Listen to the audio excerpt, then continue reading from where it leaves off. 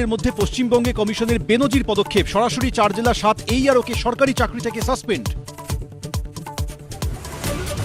গ্রহণযোগ্য নয় বাংলার বাড়ির নথি, পশ্চিমবঙ্গে SIR নিয়ে কড়া নির্দেশ নির্বাচন কমিশনের। প্রধানমন্ত্রী গ্রামীণ আবাস, ইন্দিরা আবাসেও একই কড়াকড়ি। SIR এর চূড়ান্ত তালিকা প্রকাশের আগেই ফের রাজ্যে অমিত শাহ। বুধবার যাবেন মায়াপুর ইসকনের অনুষ্ঠানে। ভোট শেষ হলেই আশাবন্ধ, কটাক্ষ তৃণমূলের। বাম ISF এর সঙ্গে দূরত্ব, এবার কি তাহলে কংগ্রেসের হাত ধরতে চান হুমায়ুন? অদিতদা যদি বহরমপুরে দাঁড়ায়, যেটুকু হেল্প করার জন্য যা করার জনগণের দ্বারা নির্বাচিত হতে চাই। জোটের আগেই ভেস্তে গেল বাম ISF JUP জোট। ধরনের সিট ডিমান্ড করছে, আমি তাদের সাথে জোট করব না। 1.5 পয়সার খদ্দের 1.5 পয়সার মতো থাকুক। CPM এর রাজ্য কমিটি থেকে হঠাৎ প্রতিকুর রহমানের ইস্তফা, কেন পদত্যাগ? প্রকাশ্যে কিছু বলতে নারাজ। কথা হবে দলীয় বৈঠকে, বললেন সেলিম। ইডেনে T20 বিশ্বকাপের ইতালি ইংল্যান্ড ম্যাচে দুর্ঘটনা, বল চোখে লেগে গুরুতর আহত বেহালার মহিলা দর্শক, নিয়ে যাওয়া হলো SSKM-এ। শিরোনাম নিবেদন করছে Nightingale Hospital, an NABH certified multi-speciality hospital offering complete emergency cardiac care. Your health we care. সহযোগী নিবেদক গো এভরিওয়্যার, বিদেশ ভ্রমণের শ্রেষ্ঠ প্রতিষ্ঠান। সামারের বুকিং শুরু হয়েছে। ক্যান্সারের answer, NCRI hospital, new Garia, Kolkata. Duff and ডাটের গ্রামার কোশ্চেন বাঞ্চ ও প্রশ্ন সঙ্গে right track. Duff and Dutt. স্বপ্ন পূরণের সাথে আদি মোহিনীমোহন কাঞ্জিলাল এখন আরো কাছে আপনার শহরে।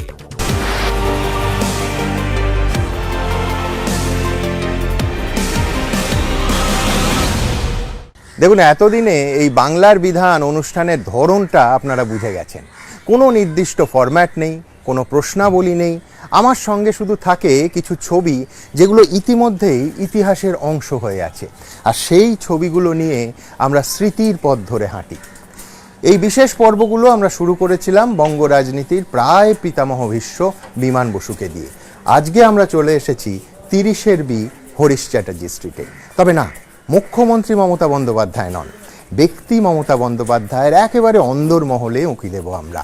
আর সফর সঙ্গী আপনি, আসুন আমার সঙ্গে।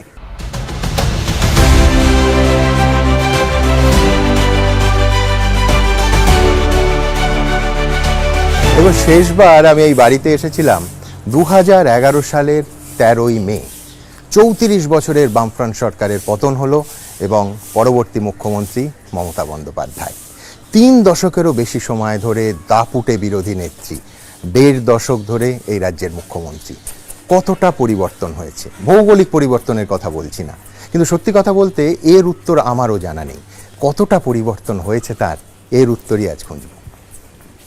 দিদি, এই জায়গাটা প্রায় একই রকম আছে। আমার মনে আছে, ধরুন আমরা গত শতাব্দীর 9-এর দশকে যারা কেরিয়ার শুরু করেছি, আমাদের কাছে তো আপনি খবরের সব থেকে বড় সোর্স ছিলেন। তো আমাদের একটা বড় দিনের অংশ কাটতো হয় ওইখানে ইটের পাঁজার পাশে, নয় এইখানে। আমি ছবিগুলো খুঁজছিলাম, 84, তারপরে ধরুন 89, এখানে একটা বোগেনভেলিয়া ছিল। আপনি রোজ তার আগে অনেক আগে থেকে তোমাদের প্রেস কনফারেন্সে তোমরা আসতে বিকেল 4টে, একদম তখন অভিষেক তোমাদের সাথে খেলতো। হ্যাঁ, ক্রিকেট খেলতো একটা বল। দিদি, এইটা কি মাসিমার আপনি অভিষেক? দেখুন, এটা অভিষেক, এটা অভিষেক না, আর এটা বোধহয় এটা আকাশ, আর এই পাশেরটা অভিষেক, আর এটা আকাশ। ইনফ্যাক্ট বাজপেয়ীজিও যখন এলেন তখন তো ওরা খুবই ছোট।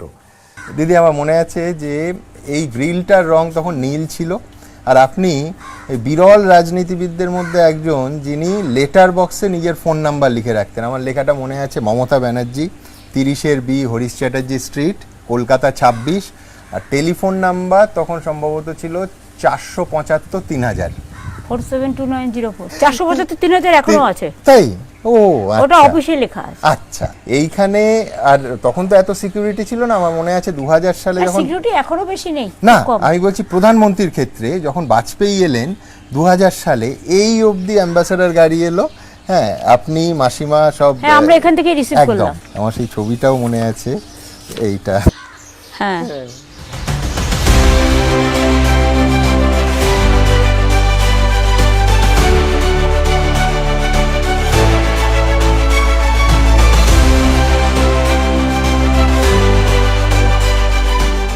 আপনি তো দিদি অনেক প্রধানমন্ত্রীর সঙ্গে কাজ করেছেন, তো বাজপেয়ীজির সঙ্গে কাজ করার অভিজ্ঞতাটা কিরকম? না, বাজপেয়ীজি আমাকে স্নেহ করতেন, ভালোবাসতেন। আর মনে রাখবেন, বাজপেয়ীজির গভর্নমেন্ট হয়েছিল আমাদের জন্য। কারণ তৃণমূল কংগ্রেস তখন তৈরি হয়েছিল 98 1 জানুয়ারি আমরা সিম্বল পেয়েছিলাম দিল্লি থেকে, ইলেকশন কমিশন থেকে। এবং তারপরে আমরা যে কন্টেস্ট করেছিলাম তাতে আমরা 8টা সিট প্রথমে জিতেছিলাম, 7টা সিট।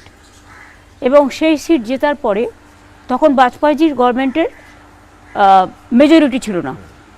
আমরা 7 জন নিঃশর্ত সাপোর্ট দিয়েছিলাম একটাই কারণে, যে তার আগে 3টে সরকার পরপর ভেঙে গিয়েছিল। মাত্র 2.5-3 বছরের মধ্যে 3টে নির্বাচন হয়েছিল। সেই জন্য প্রতিদিন তো লোকে ইলেকশনে যেতে চায় না, কষ্ট হয়, মানুষেরও হয়, যারা লড়ে হাজার কোটি টাকা খরচ হয়। সেই জন্য আমরা সেটাকে অ্যাভয়েড করার জন্য আমরা নিঃশর্তভাবে সমর্থন দিয়েছিলাম একটাই কারণে, যে আমরা মন্ত্রিত্বে যাব না, কিন্তু আমরা বাংলার জন্য একটা প্যাকেজ চাই। এবং সেই বাংলা প্যাকেজের মধ্যেই তৃতীয় হুগলি সেতু থেকে শুরু করে, যতটুকু আমার মনে আছে, ECCL থেকে শুরু করে, চিত্তরঞ্জন লোকোমোটিভের ইম্পর্টেন্স থেকে শুরু করে, বাঁচানো থেকে শুরু করে, BCCL থেকে শুরু করে, তারপরে আর একটা হচ্ছে ইসকো মডার্নাইজেশন, এরকম অনেকগুলো দাবি ছিল। আর আপনি কন্টিনিউয়াস ওই বেঙ্গল প্যাকেজ কোনটা হচ্ছে না শুধু ফলো আপ করতেন না, না হলে একেবারে রাগারাগি করতেন। আমরা এতে যাচ্ছিলাম ওই যখন ভূকম্প হলো, ওই যে গুজরাটে, গুজরাটের ভুজে, তখন আমরা যাচ্ছিলাম একসাথে। তার কারণ হচ্ছে তখন গুজরাটে কি হলো, তখন গুজরাটে মেটেরিয়ালস নিয়ে যাওয়ার জন্য কোনো স্কোপ ছিল না। তখন অটলজি আমাকে ডাকলেন, ডেকে বললেন মমতা जी कैसे रिलीफ मटेरियल्स भेजेगा। তো আমি বললাম যে আপ हमको 24 ঘন্টা মौका दीजिए। রেল মিনিস্টার ছিলাম তখন, আমি 24 ঘন্টার মধ্যে আমার রেল লাইনের কাজ চলছিল, আমি পুরো রেল লাইনের লাইনটা পেতে দিলাম, দিয়ে বললাম अभी आप भेजिए रिलीफ मटेरियल्स, কাল সে হোগা। তো যখন রিলিফ মেটেরিয়ালস পাঠালো, তারপরের দিন আমরা একসাথে গেলাম। সোনিয়াজিও গেছিলেন। তখনই আমি নরেন্দ্র মোদীকে প্রথম দেখেছিলাম, উনি একটা ব্যাগ হাতে যাচ্ছিলেন, বাট আমি তখন ওনাকে চিনতাম না। তারপরে তো উনি প্রধানমন্ত্রী হওয়ার পরে আপনি বেশ কয়েকবার মিট করেছেন, তো এই দুজন প্রধানমন্ত্রীকে আপনার তুলনামূলকভাবে কি রকম লেগেছে? বাজপেয়ীজির সঙ্গে আপনি কাজ করেছেন, আর এনাকে ওনার সাথে আমি কাজ করিনি, সুতরাং যত কম কথা বলা যায় তত ভালো। আমি মিট করেছি অনেকবার, মিট করতে গিয়ে আমার প্রবলেম হয়নি, কারণ দেখা হলে ঠিক আছে ক্যাসা মমতাজি, তো আমাদের সৌজন্য অলওয়েজ চলে। আমরা বলেছিলেন আপনি আমার কি মিষ্টি পাঠান, না না সে তো দেখো, সেন্ট্রাল হলে আমরা আগে সবাই মিশতাম, একদম, এখন তো সব বন্ধ হয়ে গেছে। সর্বদলীয় আড্ডা হতো, সাংবাদিকরাও থাকতো। এখন তো সব কিছুই নেই। এখন হয়তো দেখা হলে কথা ভালো বলে, কিন্তু কাজ হয় না, নো ওয়ার্ক। আজ পর্যন্ত আমি কোনো কাজ পাইনি এই 14 বছর। আর বাজপেয়ীজি আমাকে স্নেহ করতেন, যেমন ভরসা করতেন, ভালোবাসতেন। ওনার যখনই জীবনে কোনো প্রবলেমেটিক টাইমে এসেছেন, ওনার ওএসডি তখন ছিল সুধীন্দ্র কুলকার্নি, মহারাষ্ট্রের লোক, তাকে আমার বাড়িতে পাঠিয়ে দিতেন। এবং তিনি এসে আমাকে, যেমন আমি একটা সুধীন্দ্র কুলকার্নির একটা কথা বলি, সেটা হচ্ছে পেট্রোলিয়াম দাম বাড়লো, আপনি রেগে মেগে রইলো ঝোলা চললো ভোলা বলে কলকাতায় চলে এলেন। পরের ফ্লাইটে, স্পেশাল ফ্লাইটে উনি সুধীন্দ্র কুলকার্নিকে পাঠালেন, আমার মনে আছে আমরা ঠিক ওই জায়গাটায় সবাই অপেক্ষা করছি, উনি ঢুকলেন, আর বেরোনোর সময় জোর করে প্রায় হাসছেন। তো আমরা জিজ্ঞেস করলাম কি উনি রেজিগনেশন উইথড্র করলেন, তো বলছে আমার হাসিটাই সব বলে দিচ্ছে, বলে সুধীন্দ্র কুলকার্নি গাড়িতে উঠে গেলেন। হ্যাঁ, আর জর্জ ফার্নান্ডেজ তিনিও ছুটে এসছেন। তো কোনো কিছুর দাম বাড়া হলেই আপনি প্রচন্ড রাগারাগি করতেন এবং একেবারে মন্ত্রিত্ব ছেড়ে সোজা কলকাতায় ব্যাক করে আসতেন। হ্যাঁ, আমি 1.5 বছর ছিলাম ইউথ অ্যান্ড স্পোর্টস মিনিস্ট্রিতে। তারপর আমি যখন জানতে পারলাম নরসিংহ রাওজির সময়, আমি তখন উত্তর নিতেও চাইনি। রাজীবজির মৃত্যুর পরে আমি রাজীবজির বাড়িতে ছিলাম তখন। তখন আমাকে জর্জ প্রায় জোর করে পাঠালো, লাস্টে গিয়ে আপনি জানতেনও না? না, আমি জানতাম না, আমার কাছে খবরও আছে। এবং তারপরে আমি ওই আমাদের বাবরি মসজিদ ডিমোলিশনের পরে দাঙ্গা হলো, এ হলো, আমি ছেড়ে দিলাম, ছেড়ে দিয়ে চলে এলাম। কারণ যখনই আমি জানতে পেরেছি যে নরসিংহ রাওজিদের সাথে সিপিএমের একটা সম্পর্ক আছে অলিখিত, তখন আমি মনে করেছিলাম যে কংগ্রেসের ইডিওলজি তো সিপিএমের বিরুদ্ধে, আর আমরা স্টুডেন্ট পলিটিক্স করে আসা লোক, সেই ইডিওলজিটার উপর বিশ্বাস করে আমি ছেড়ে দিয়ে চলে এসেছিলাম। ছাড়তে আমার 1 সেকেন্ড, তার কারণ হচ্ছে আমার জাস্ট একটা ঝোলাই হচ্ছে আমার এনাফ, আমার মানে কাপড় জামা বা যাই বলুন আমার যেগুলো উপযুক্ত জিনিস। তো তারপরে চলে এসেছিলাম। তারপরে আরেকবার রেল মিনিস্ট্রি আমি ছেড়ে দিয়েছিলাম অটলজির টাইমে। 98 সালে উনি আমাদের জোর করলেন, বললেন মিনিস্ট্রিতে যেতেই হবে, বাইরে থেকে সমর্থন করলে হবে না। তখন আমরা 8টা সিট পেয়েছিলাম। অবশ্য 7টার পরে বিক্রমদারকে নিয়ে আমরা 8টা পেয়েছিলাম, একদম। তারপরে আমরা 9টা পেয়েছিলাম। তখন উনি আমাদের বললেন যে আমি কোনো কথা শুনতে চাই না, তোমাদের মিনিস্ট্রি নিতেই হবে। তখন অজিতদা আর আমি দুজনে মিলে জয়েন করলাম, কিন্তু আমি বললাম বাংলার উন্নয়ন যদি করতে হয় আমাকে রেল মিনিস্ট্রি নিতে হবে, কারণ রেল দীর্ঘদিন ধরে বঞ্চিত। এই যত এখন মেট্রো রেল দেখছেন, টালিগঞ্জ টু গড়িয়া হোক, মেট্রো হোক, সুভাষ পদাতিক স্টেশন হোক, ওদিকে বেহালা তারাতলা জোকা হোক, ওদিকে কলকাতা দমদম এয়ারপোর্ট হোক, ওদিকে দক্ষিণেশ্বর নোয়াপাড়া হোক, ওদিকে নোয়াপাড়া টু দমদম হোক, দমদম টু ব্যারাকপুর হোক, হাওড়া হোক, এগুলো সব আমার সময় করা, এবং আমি সমস্ত শিলান্যাস করেছিলাম। তাছাড়াও অনেকে ভুলে গেছে, দীঘা, তমলুক, একলাকি, বালুরঘাট, লক্ষ্মীকান্তপুর, নামখানা, ইভেন যত স্টেশন ভারতবর্ষে, যত তীর্থস্থানের কায়দায় আছে, সব কিন্তু আমি করে দিয়েছি। ওনারা আজকে এসে শুধু ফিতে কাটছে, নাথিং এলস। এগুলো আমার সবটা করে দেওয়া আসা। আমার রেলবেলা বলে একটা বই আছে, তাতে আমি রেলের অনেকগুলো আছে লেখা, দেখে নিতে পারেন। না, আপনি বাজপেয়ীজির শরিক ছিলেন, আর বাজপেয়ীজির সরকারের একটা অংশ ছিলেন, আর ওনার রাজনৈতিক প্রতিদ্বন্দ্বী, যার ফলে দুটোর মধ্যে তো তফাৎ হবে। সে ম্যান টু ম্যান ভ্যারি করে। আমি যখন যেতাম, মনমোহন সিংজি ইভেন দরজা পর্যন্ত আমাকে এগিয়ে দিতেন। যখন রাজীবজি প্রাইম মিনিস্টার ছিলেন, আমাকে গেট পর্যন্ত এগিয়ে দিতেন। সোনিয়াজিও আমি যদি দেখা করতে যাই, আমার গেট পর্যন্ত এগিয়ে দিতেন। এমনকি দেবগৌড়াজি আমার জন্য বসে থাকতেন। কিন্তু এদের কালচারটা একটু অন্য। এখন যারা এসছেন তারা গ্যাট হয়ে বসে থাকে, হয়তো এটাই ওদের কালচার।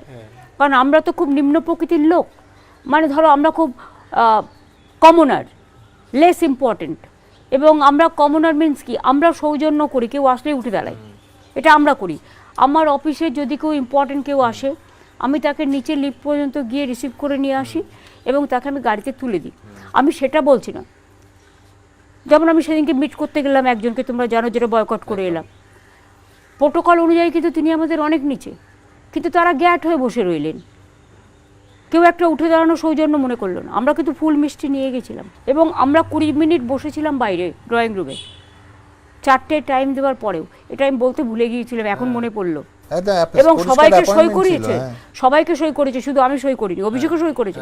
আমি করবো না। আপনি যখন এসআইআর নিয়ে আপনার বক্তব্যগুলো বলছিলেন, ওনার কি রিঅ্যাকশন ছিল? দেখো তো প্রবলেম, মানে নোট করেছেন, মানে অ্যাকনলেজ করেছেন? ওনার সাথে আরো 7-8 জন ছিলেন। কিন্তু প্রবলেম হচ্ছে ওনা বাইরের কোনো মিডিয়াকে অ্যালাউ করেনি, শুধু নিজেদের যে মিডিয়াটা ডেকোরেট করতে পারে তাকে অ্যালাউ করেছে। আমি বলেছিলাম যে why don't you allow one media from outside, কারণ আমি জানি এরপরে ওরা উল্টোপাল্টা বলবে। যাই হোক, কাউকে অ্যালাউ করেনি। কিন্তু আমি যে কথাগুলো বলছিলাম তার উত্তর ওনার কাছে ছিল না, তাই উনি একটু অ্যারোগেন্টলি অ্যাটিটিউডটা দেখিয়েছিলেন। এবং 20 মিনিট যে আমাদের বাইরে বসিয়ে রেখে অসম্মান করেছিলেন, তাও আমি কিছু মাইন্ড করিনি। ইভেন ভদ্রতা বাংলার একটা কাটিসি আছে, আমরা ফুল মিষ্টিও সাথে নিয়ে গেছিলাম, আর এসআইআর-এর একটা করে ইংলিশ কপি, এসআইআর যে বইটা বেরিয়েছে বাংলার, তার একটা করে ইংলিশ কপিও নিয়ে গেছিলাম। সেগুলো আমরা ব্যাগে করে দিয়েছি। কিন্তু তারপরে আমি অভিষেককে বললাম, অভিষেক ভদ্রভাবে কথা বললো। তার আগের দিন তো তুমি জানো ওকে আঙুল তুলে করেছো কল্যাণকে। আমি বললাম তোমাকে আর বলতে হবে না, এবার আমি বলছি। বলে অভিষেক যেটা বললো সেটা পয়েন্ট আউট করে আমি 2-3টে পয়েন্ট বললাম, যে তুমি লজিস্টিক্যাল ডিসক্রিপেন্সি যেটা দেখাচ্ছ, এটা এসআইআর-এ কোনোদিনও ছিল না, তোমার স্ট্যাচুটারি প্রভিশনেও নেই।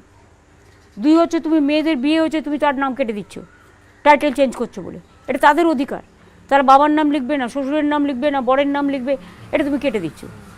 2 হচ্ছে অনেকে আছে যারা বিভিন্ন কাজের প্রয়োজনে, তারপরে বিভিন্ন জায়গায় চাকরি করে, তাদের বাসা চেঞ্জ করতে হয়, এবং মেয়েরা শ্বশুরবাড়ি যায় যখন, তার বাসা চেঞ্জ হয়। সেগুলো তোমরা সব অ্যাড্রেস চেঞ্জ করে সব ডিসক্রিপেন্সির মধ্যে ফেলে দিয়েছো। মুসলিম দেখলে তো কথাই নয়, আদিবাসীও অনেক কেটে দিয়েছে। এমনকি লোধা শবর থেকে শুরু করে, সাঁওতালি থেকে শুরু করে অনেকেরই কেটেছে, রাজবংশী থেকে শুরু করে, মতুয়া থেকে শুরু করে, কামতাপুরি থেকে শুরু করে অনেককেই কেটেছে। তো আমি ওনাকে বললাম কেন কাটছেন এগুলো? তো আপনি 24 বছর নিলেন, আর 3 মাস ইলেকশনের জন্য অপেক্ষা করতে পারলেন না। ইলেকশনে ভোট দিয়ে জেতায় কারা? জনগণ, তার গণতান্ত্রিক অধিকার। আর আপনার অধিকার হচ্ছে আপনি ইলেকশনের আগেই ভাবছেন বিজেপিকে জিতিয়ে দেবেন। এই বায়াস অ্যাটিটিউডটার এগেনস্টে আমরা প্রতিবাদ করতে এসেছি। এই দেখুন, আমি সাথে নিয়ে এসেছি কত লোককে, যারা মৃত, যারা জীবিত, কিন্তু তাদের আপনারা মৃত। আমরা নিয়ে গেছিলাম পলিটিক্যাল লোককে নয়, আমার সাথে কল্যাণ আর অভিষেক 2 জন ছিল, বাদবাকি যে 12 জন ছিল তারা একদম হচ্ছে 3 জন ফ্রম বিএলও ফ্যামিলি, তারপরে যারা বেঁচে থেকে মৃত আছে তাদের 3 জন। আমরা নিয়ে গেছিলাম এসসি সম্প্রদায়ের 2 জন, এসটি সম্প্রদায়ের 3 জন, বিএলও 2 জন, বিএলও পরিবার। অর্থাৎ পুরো কমিউনিটিটাকে আমরা রিপ্রেজেন্ট আচ্ছা, এই করেছিলাম। যে আপনি এবং একজন মহিলা ডেপুটেশন তো খুব চিৎকার করে বলছিলেন, হ্যাঁ। আমার স্বামীর মৃত্যুর জন্য আপনি দায়ী। তো এই ডেপুটেশন দেওয়ার পর কোনো রকম মানে অ্যাকনলেজমেন্ট বা কোনো ফলো আপ বা কিছু কোনো উত্তর পেয়েছেন? উত্তর তো দূরের কথা, আমার হোম সেক্রেটারি থেকে শুরু করে না, আপনার তো 6টা চিঠির উত্তর তো আসেনি, না। কিন্তু এই লাস্ট মিটিংটার কোনো রকম না কোনো উত্তর তো দেননি। উপরন্তু একটা চিঠি লিখেছে পার্টিকে যে তোমাদের সাথে কারা কারা গেছিল তাদের লিস্ট পাঠাও। তা আমার কথা হচ্ছে, ওখানে তুমি লিস্ট উইদাউট লিস্ট ঢুকতে দিলে? প্রত্যেকের নামের লিস্ট পুলিশকে হ্যান্ডওভার করা হয়েছে, এক একজনকে ডেকে সই করিয়ে তারপরে ঢুকিয়েছে। তারপরে আমরা যখন বসেছিলাম তোমার ড্রয়িং রুমে, তুমি 20 মিনিট আমাদের বসিয়ে রেখেছো, সবাইকে সই করিয়েছো, আমি ছাড়া। আমি করিনি, ডেলিবারেটলি করিনি। সবার সব কাগজপত্র ছাড়া তুমি এমনি এমনি ঢুকতে দিয়েছো।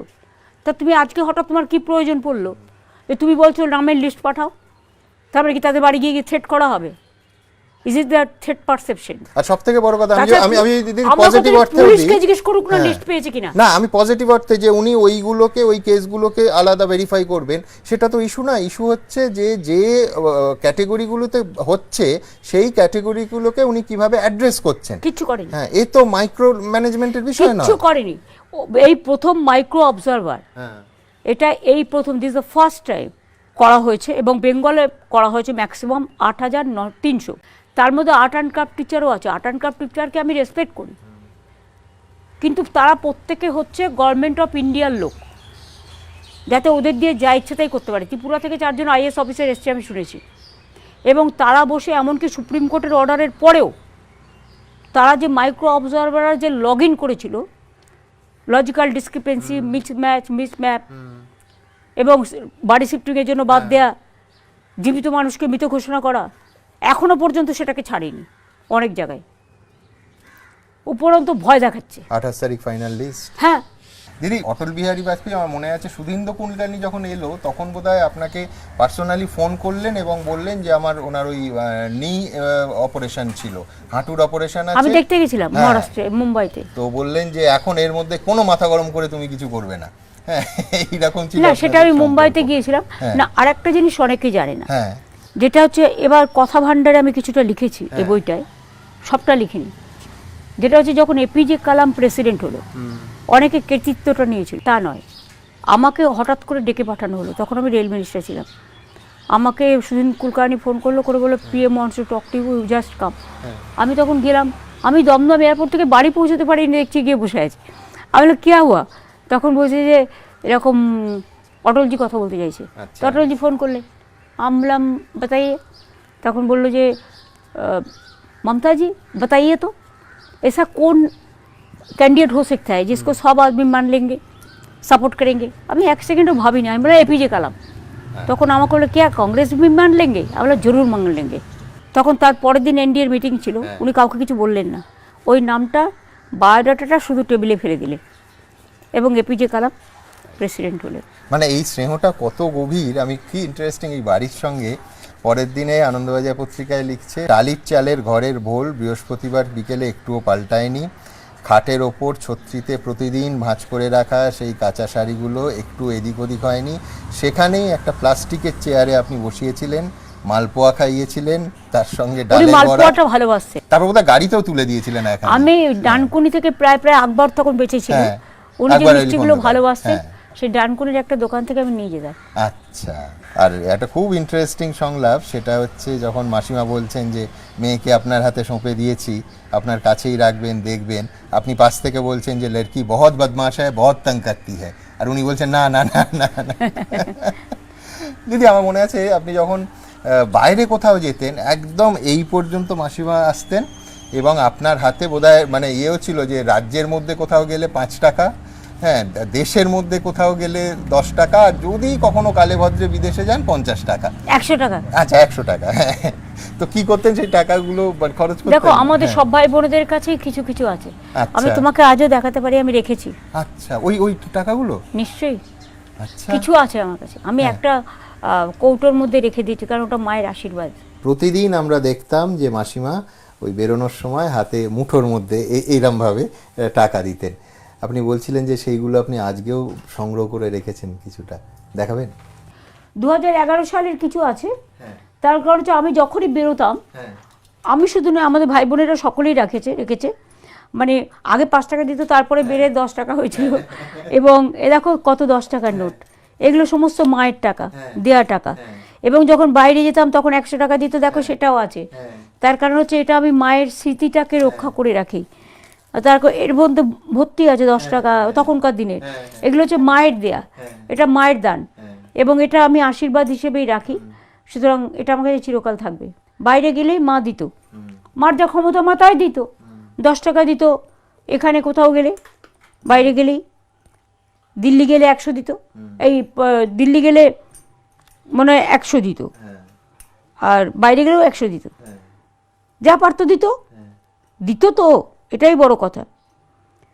মাথায় চুমু খেত, আশীর্বাদ করতো, কত ভালোবাসতো, কত কি শিখিয়েছে আমাদের। আর বেরোনোর সময় আপনি ঘাড় ঘুরিয়ে এখানে কোনো ক্যামেরাম্যান থাকলে সরিয়ে দিতেন, মায়ের মুখ মুখটা না একবার দেখে আমি দেখবেন। কোথাও যেতাম না। শুধু দুবার ভুল করেছিলাম মানে ইচ্ছা করে মাকে অ্যাভয়েড করেছিলাম। হাজা মোড়ের দিন তখন একটা। মা, মা তখন খুব খাস খবর দেখতো, তখন খাস খবর ছিল। একদম এবার মা আমাকে বলে, যাই তুই আজকে বাইরে বেরোবি না। না না, আমি তো অফিসে আছি বলে মাকে না বলে বেরিয়ে গেছি। হাজার ঘটনাটা ঘটলো এরকম। যখনই কোনো আন্দোলন হতো মাকে তো বলতাম না, কিন্তু মা তো টিভি দেখতো। মা সারাক্ষণ আমার জন্য টিভি দেখতো, আর টিভি দেখে নিত কোথায় কি ঘটনা ঘটছে না ঘটছে। মা আমার কাছে হৃদয়ের সবচেয়ে বড় দেবতা। মা আমাকে জীবনে কোনোদিনও বকেনি, মাকে আমি সাহায্য করতাম। যখনই আমার একটু জ্ঞান হয়েছে, মানে যখন থেকে জগৎটাকে জানতে শিখেছি, ছোট্টবেলা থেকে মাকে সাহায্য করি। মাকে বাবাও কোনোদিনও অবহেলা করেনি। আমার বাবা নিজেই রান্না করতেন, মাকে করতে দিতেন না। তারপর বাবা যখন অসুস্থ হয়ে গেলেন তখন রান্নাটা আমিই করতাম। ভাই বোনদের মানুষ আমিই করেছি। সকালবেলায় রাত 3টে উঠতাম, এখানে রান্না টান্না করে চা করে খাইয়ে দাইয়ে আমি কলেজ যেতাম। আমার যোগমায়াদেবী কলেজ 6টা 15 ক্লাস থাকতো, তো ন্যাচারালি আমি চলে যেতাম। তারপরে ওখান থেকে করে তারপরে যতদিন আমি কাজ করিনি ততদিন তারপরে বাড়ি আসতাম। না শুধু তো পড়াশোনা নয়, তার আগে বোধহয় 72 সালে আপনার বাবা মারা গেলেন না? 72-এর 9 ফেব্রুয়ারি মারা গেছে। বাবা মাত্র 40 বছর বয়সে মারা গেছে। তখন আমরা খুবই ছোট। তখন আমি ওই দুধের ডিপোয় কাজ করতাম, একটা হরিণঘাটার দুধের ডিপোয় কাজ করতাম। তাছাড়াও আমি একটা স্কুলের টিচারই করতাম। মনমথনাথ। সেটা এখন চেঞ্জ হয়ে গেছে। সেটা এখন মাইনে পেতেন 60 টাকা। 60 টাকা তখনকার দিনে 60 টাকার দাম ছিল। সেটা হায়ার, মানে আমরা যেটা জুনিয়র সেকেন্ডারিতে করতাম। প্রাইমারিটা অ্যাফিলিয়েটেড ছিল, জুনিয়র হাইটা অ্যাফিলিয়েটেড ছিল না। ওই জায়গাটা প্রমোটিং হয়ে যাচ্ছিল। সেই স্কুলটাকে আমি English medium, Bangla medium, higher secondary করে দিয়েছি। এখনও আছে, ওটা এখন ভবানীপুর ইনস্টিটিউশন বা এরকম কিছু একটা নাম আছে। এবং ওর সাথে আমি ভবানীপুর এডুকেশন সোসাইটির যোগাযোগ করিয়ে দিয়েছি, যাতে ওখান থেকে পাশ করলে কলেজে ওখানে ডাইরেক্টলি ভর্তি হতে পারে। দিদি, সেই মেয়েটা যাকে কলেজের ফিজ মানে ভর্তি হওয়ার টাকা জোগাড় করতে গিয়ে আপনি বলেছিলেন যে ওই মটর মালার একটা হার বিক্রি করতে হয়েছিল, এই রকম সংগ্রাম করে উঠে। হ্যাঁ, আমি যখন কলেজে ভর্তি হই তখন আমার কাছে টাকা ছিল না, আর আমি মার কাছে চাইও নি। আমার খুব ভালো একটা মটর মালার হার ছিল, খুব লম্বা একটা বড় রকেট ছিল, সেটাকে বিক্রি করে ভর্তি হয়ে গেলাম। ইভেন আজকে অনেক বড় বড় কথা বলে, আমাদের সেই সময় তো কোনো মানে আমাদের কোনো বুদ্ধিই ছিল না। বুদ্ধি মানে কি, নলেজ ছিল না কোন সাবজেক্ট নিয়ে পড়তে হবে, কি করতে হবে। লাইন দিয়ে দাঁড়িয়ে আছি অ্যাডমিশন ফর্মে, সবাইকে জিজ্ঞেস করছি তোর কি সাবজেক্ট এই জিজ্ঞেস করে আর কি। তারপরে যখন কলেজ ইউনিট করতে শুরু করলাম তখন তো সারাদিন আমার ইউনিট করতেই চলে যেত। বাট আমি 3বার জিতেছিলাম, 3বারই আনকন্টেস্টেড। মানে কলেজে ভর্তি হতে গিয়ে আপনাকে মটর মারার হার বিক্রি করতে হচ্ছে। আজকে যখন শোনেন যে আপনি নাকি হাজার হাজার কোটি টাকা নিয়ে রেখেছেন, জমিয়ে রেখেছেন, আমি জানি না এই বাড়ির কোথায় ব্যাংক, এগুলো আমাদের জায়গা নয়, এটা তো ঠিকা পূজার জায়গা। এটা আমরা আছি। আজকে বাবা ছিলেন ধরো 72 সালে যদি মারা গিয়ে থাকেন, উনি হয়তো আছেন ধরো 50 বা 45 সাল থেকে, অটোমেটিক্যালি 45 সাল থেকে। আপনার এইটা অসাধারণ, রেখে দেওয়াটা এতদিনকার নোটগুলো আনবিলিভেবল। আশীর্বাদ এবার এজেন্সি ধরে না নেয়, নোট বাতিল। মায়ের নোট তো বাতিল হয় না, মায়ের আশীর্বাদ কখনো বাতিল হয় না। দিদি, এটা খুব ইন্টারেস্টিং অংশে দেখছিলাম খানিকক্ষণ আগেই, যেটা আপনি বলছিলেন যে 1991 সাল আপনি জানেনই না যে আপনাকে মন্ত্রী করা হচ্ছে, এবং আপনার নাম ডাকা হয়েছে, সিকিউরিটি আটকেছে, তখন আপনি রাষ্ট্রপতি ভবন। একদম। এবং তখন আপনি বলছেন যে রাজীবজি বেঁচে থাকলে আমায় দায়িত্ব দিতেন, এই বিশ্বাস আমার ছিল, কিন্তু উনি নেই, আমি মন্ত্রী হব ভাবতে পারিনি। কি ইন্টারেস্টিং। তারপরে এই বাড়ির সঙ্গে এই কাভারেজটা ওতপ্রোতভাবে জড়িত, সেটা হচ্ছে মাসিমা তখন ঘরে একটা ফোন, মাসিমা টিভি দেখে জানতে পাচ্ছেন, আপনিই জানেন না উনি কি করে জানবেন যে মেয়েকে মন্ত্রী করা হচ্ছে। তখন বলছেন যে হাঁড়ি ভর্তি রাজভোগ আনিয়ে মিষ্টিমুখ হচ্ছে, মন্ত্রীর মা যেটা বেডরুম সেটাই ড্রয়িং রুম, ঘরের পাশে এক চিলতে রান্নার জায়গাকে আড়াল করতে ছেঁড়া শাড়ি দিয়ে বানানো পর্দা ঝুলছে, ঘরের দেয়ালে বাবার ছবি, এবং তারপরে বলছেন যে মমতা মন্ত্রী হয়েও যেন আগের মমতাই থাকে। মাসিমার হচ্ছে এইটুকু ইচ্ছে। মা এই খাটটাতেই শুতো একদম। তার আগে এইদিকে খাটটা ছিল, হ্যাঁ। আর মা মারা যাওয়ার সময় ওই খাটটা ছিল, সেই জন্য এটা আমরা চেঞ্জ করি না। হ্যাঁ। এটা হচ্ছে মায়ের ঘর, হ্যাঁ। আর আমার একটা ছোট ঘর আছে, একদম। তো সেটা ছোটবেলা থেকেই চলছে। তো ওটাকে ঘর বলা যায় কিনা, মানে আমি কবি না, সুমনের নিশ্চয়ই ঘর, আমার ওখানে বইটই সব আছে, বইটই 10 ফুট আছে। বাই 10 ফুট ছিল, আপনার না। তো 5 ফুট বাই 8 ফুট। না না, একটু মা বাথরুমের জন্য জায়গা দিয়েছে, হ্যাঁ। কাজেই বাথরুমটা করা, ওয়াশরুম করা হয়েছে। এটা 93-তে যখন আমার অপারেশন হলো 21শে জুলাই মারের পরে, ডাক্তার বলে দিয়েছিল যে ওকে মানে এমনি বাথরুম ওয়াশরুম ইউজ করা যেতে পারে, এরকম আর কি। তো মা, আমি দেখেছি মা একটা ইন্টারভিউ মার কাছে সবাই নিতে এসেছিল, মা বলেছিল মমতা যেন মমতাই থাকে, এবং আমি সেটাকে রক্ষা করে চলেছি। এবং আমি মনে করি সবার থেকে বড় মানুষ মনুষ্যত্ব, মানবিকতা, এবং মানুষকে সবটা নিয়েই থাকতে হয়। একটা সঙ্গীত অনুষ্ঠানে যেমন হারমোনিয়ামও থাকে, তবলাও থাকে, একতারাও থাকে, সেতারও থাকে, ক্যাশিও থাকে, তবলাও থাকে, নানা কিছু থাকে সংমিশ্রণে।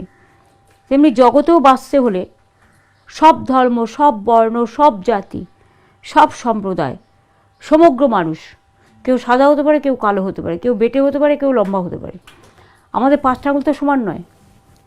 সেই রকম আমি শ্রীকৃষ্ণের একটা উপদেশগুলো রাত্রে শুনি, তাতে এক জায়গায় উনি বলছেন যে আপনি যদি একটা আঙুল দিয়ে মুঠো করতে যান তাহলে কিন্তু হাতটা মুঠো হবে না, কিন্তু আপনি 5টা আঙুল দিয়ে মুঠো করুন, হাতটা মুঠো হয়ে যাবে। সুতরাং এগুলো একটা শিক্ষার ব্যাপার আছে, যে কথা রামকৃষ্ণ পরমহংসদেব, স্বামী বিবেকানন্দ, বিদ্যাসাগর, রাজা রামমোহন রায়, নেতাজি, গান্ধীজি সকলেই বলে গেছে। কিন্তু যদি একটা কথা বলুন, মুখ্যমন্ত্রী হিসেবে তো একটা সিকিউরিটির ব্যাপার আছে। প্রথম হচ্ছে যে 14ই মার্চ আপনি সম্ভবত ছোট জায়গার মধ্যে পড়ে গেলেন, সেটা কোথায় হয়েছিল? এইবার এই ঘরের মধ্যেই, যেটায় আপনাকে SSKM-এ নিয়ে যাওয়া হলো, অনেকটা রক্তপাত হলো। না, দেওয়ালে ধাক্কা লেগেছিল।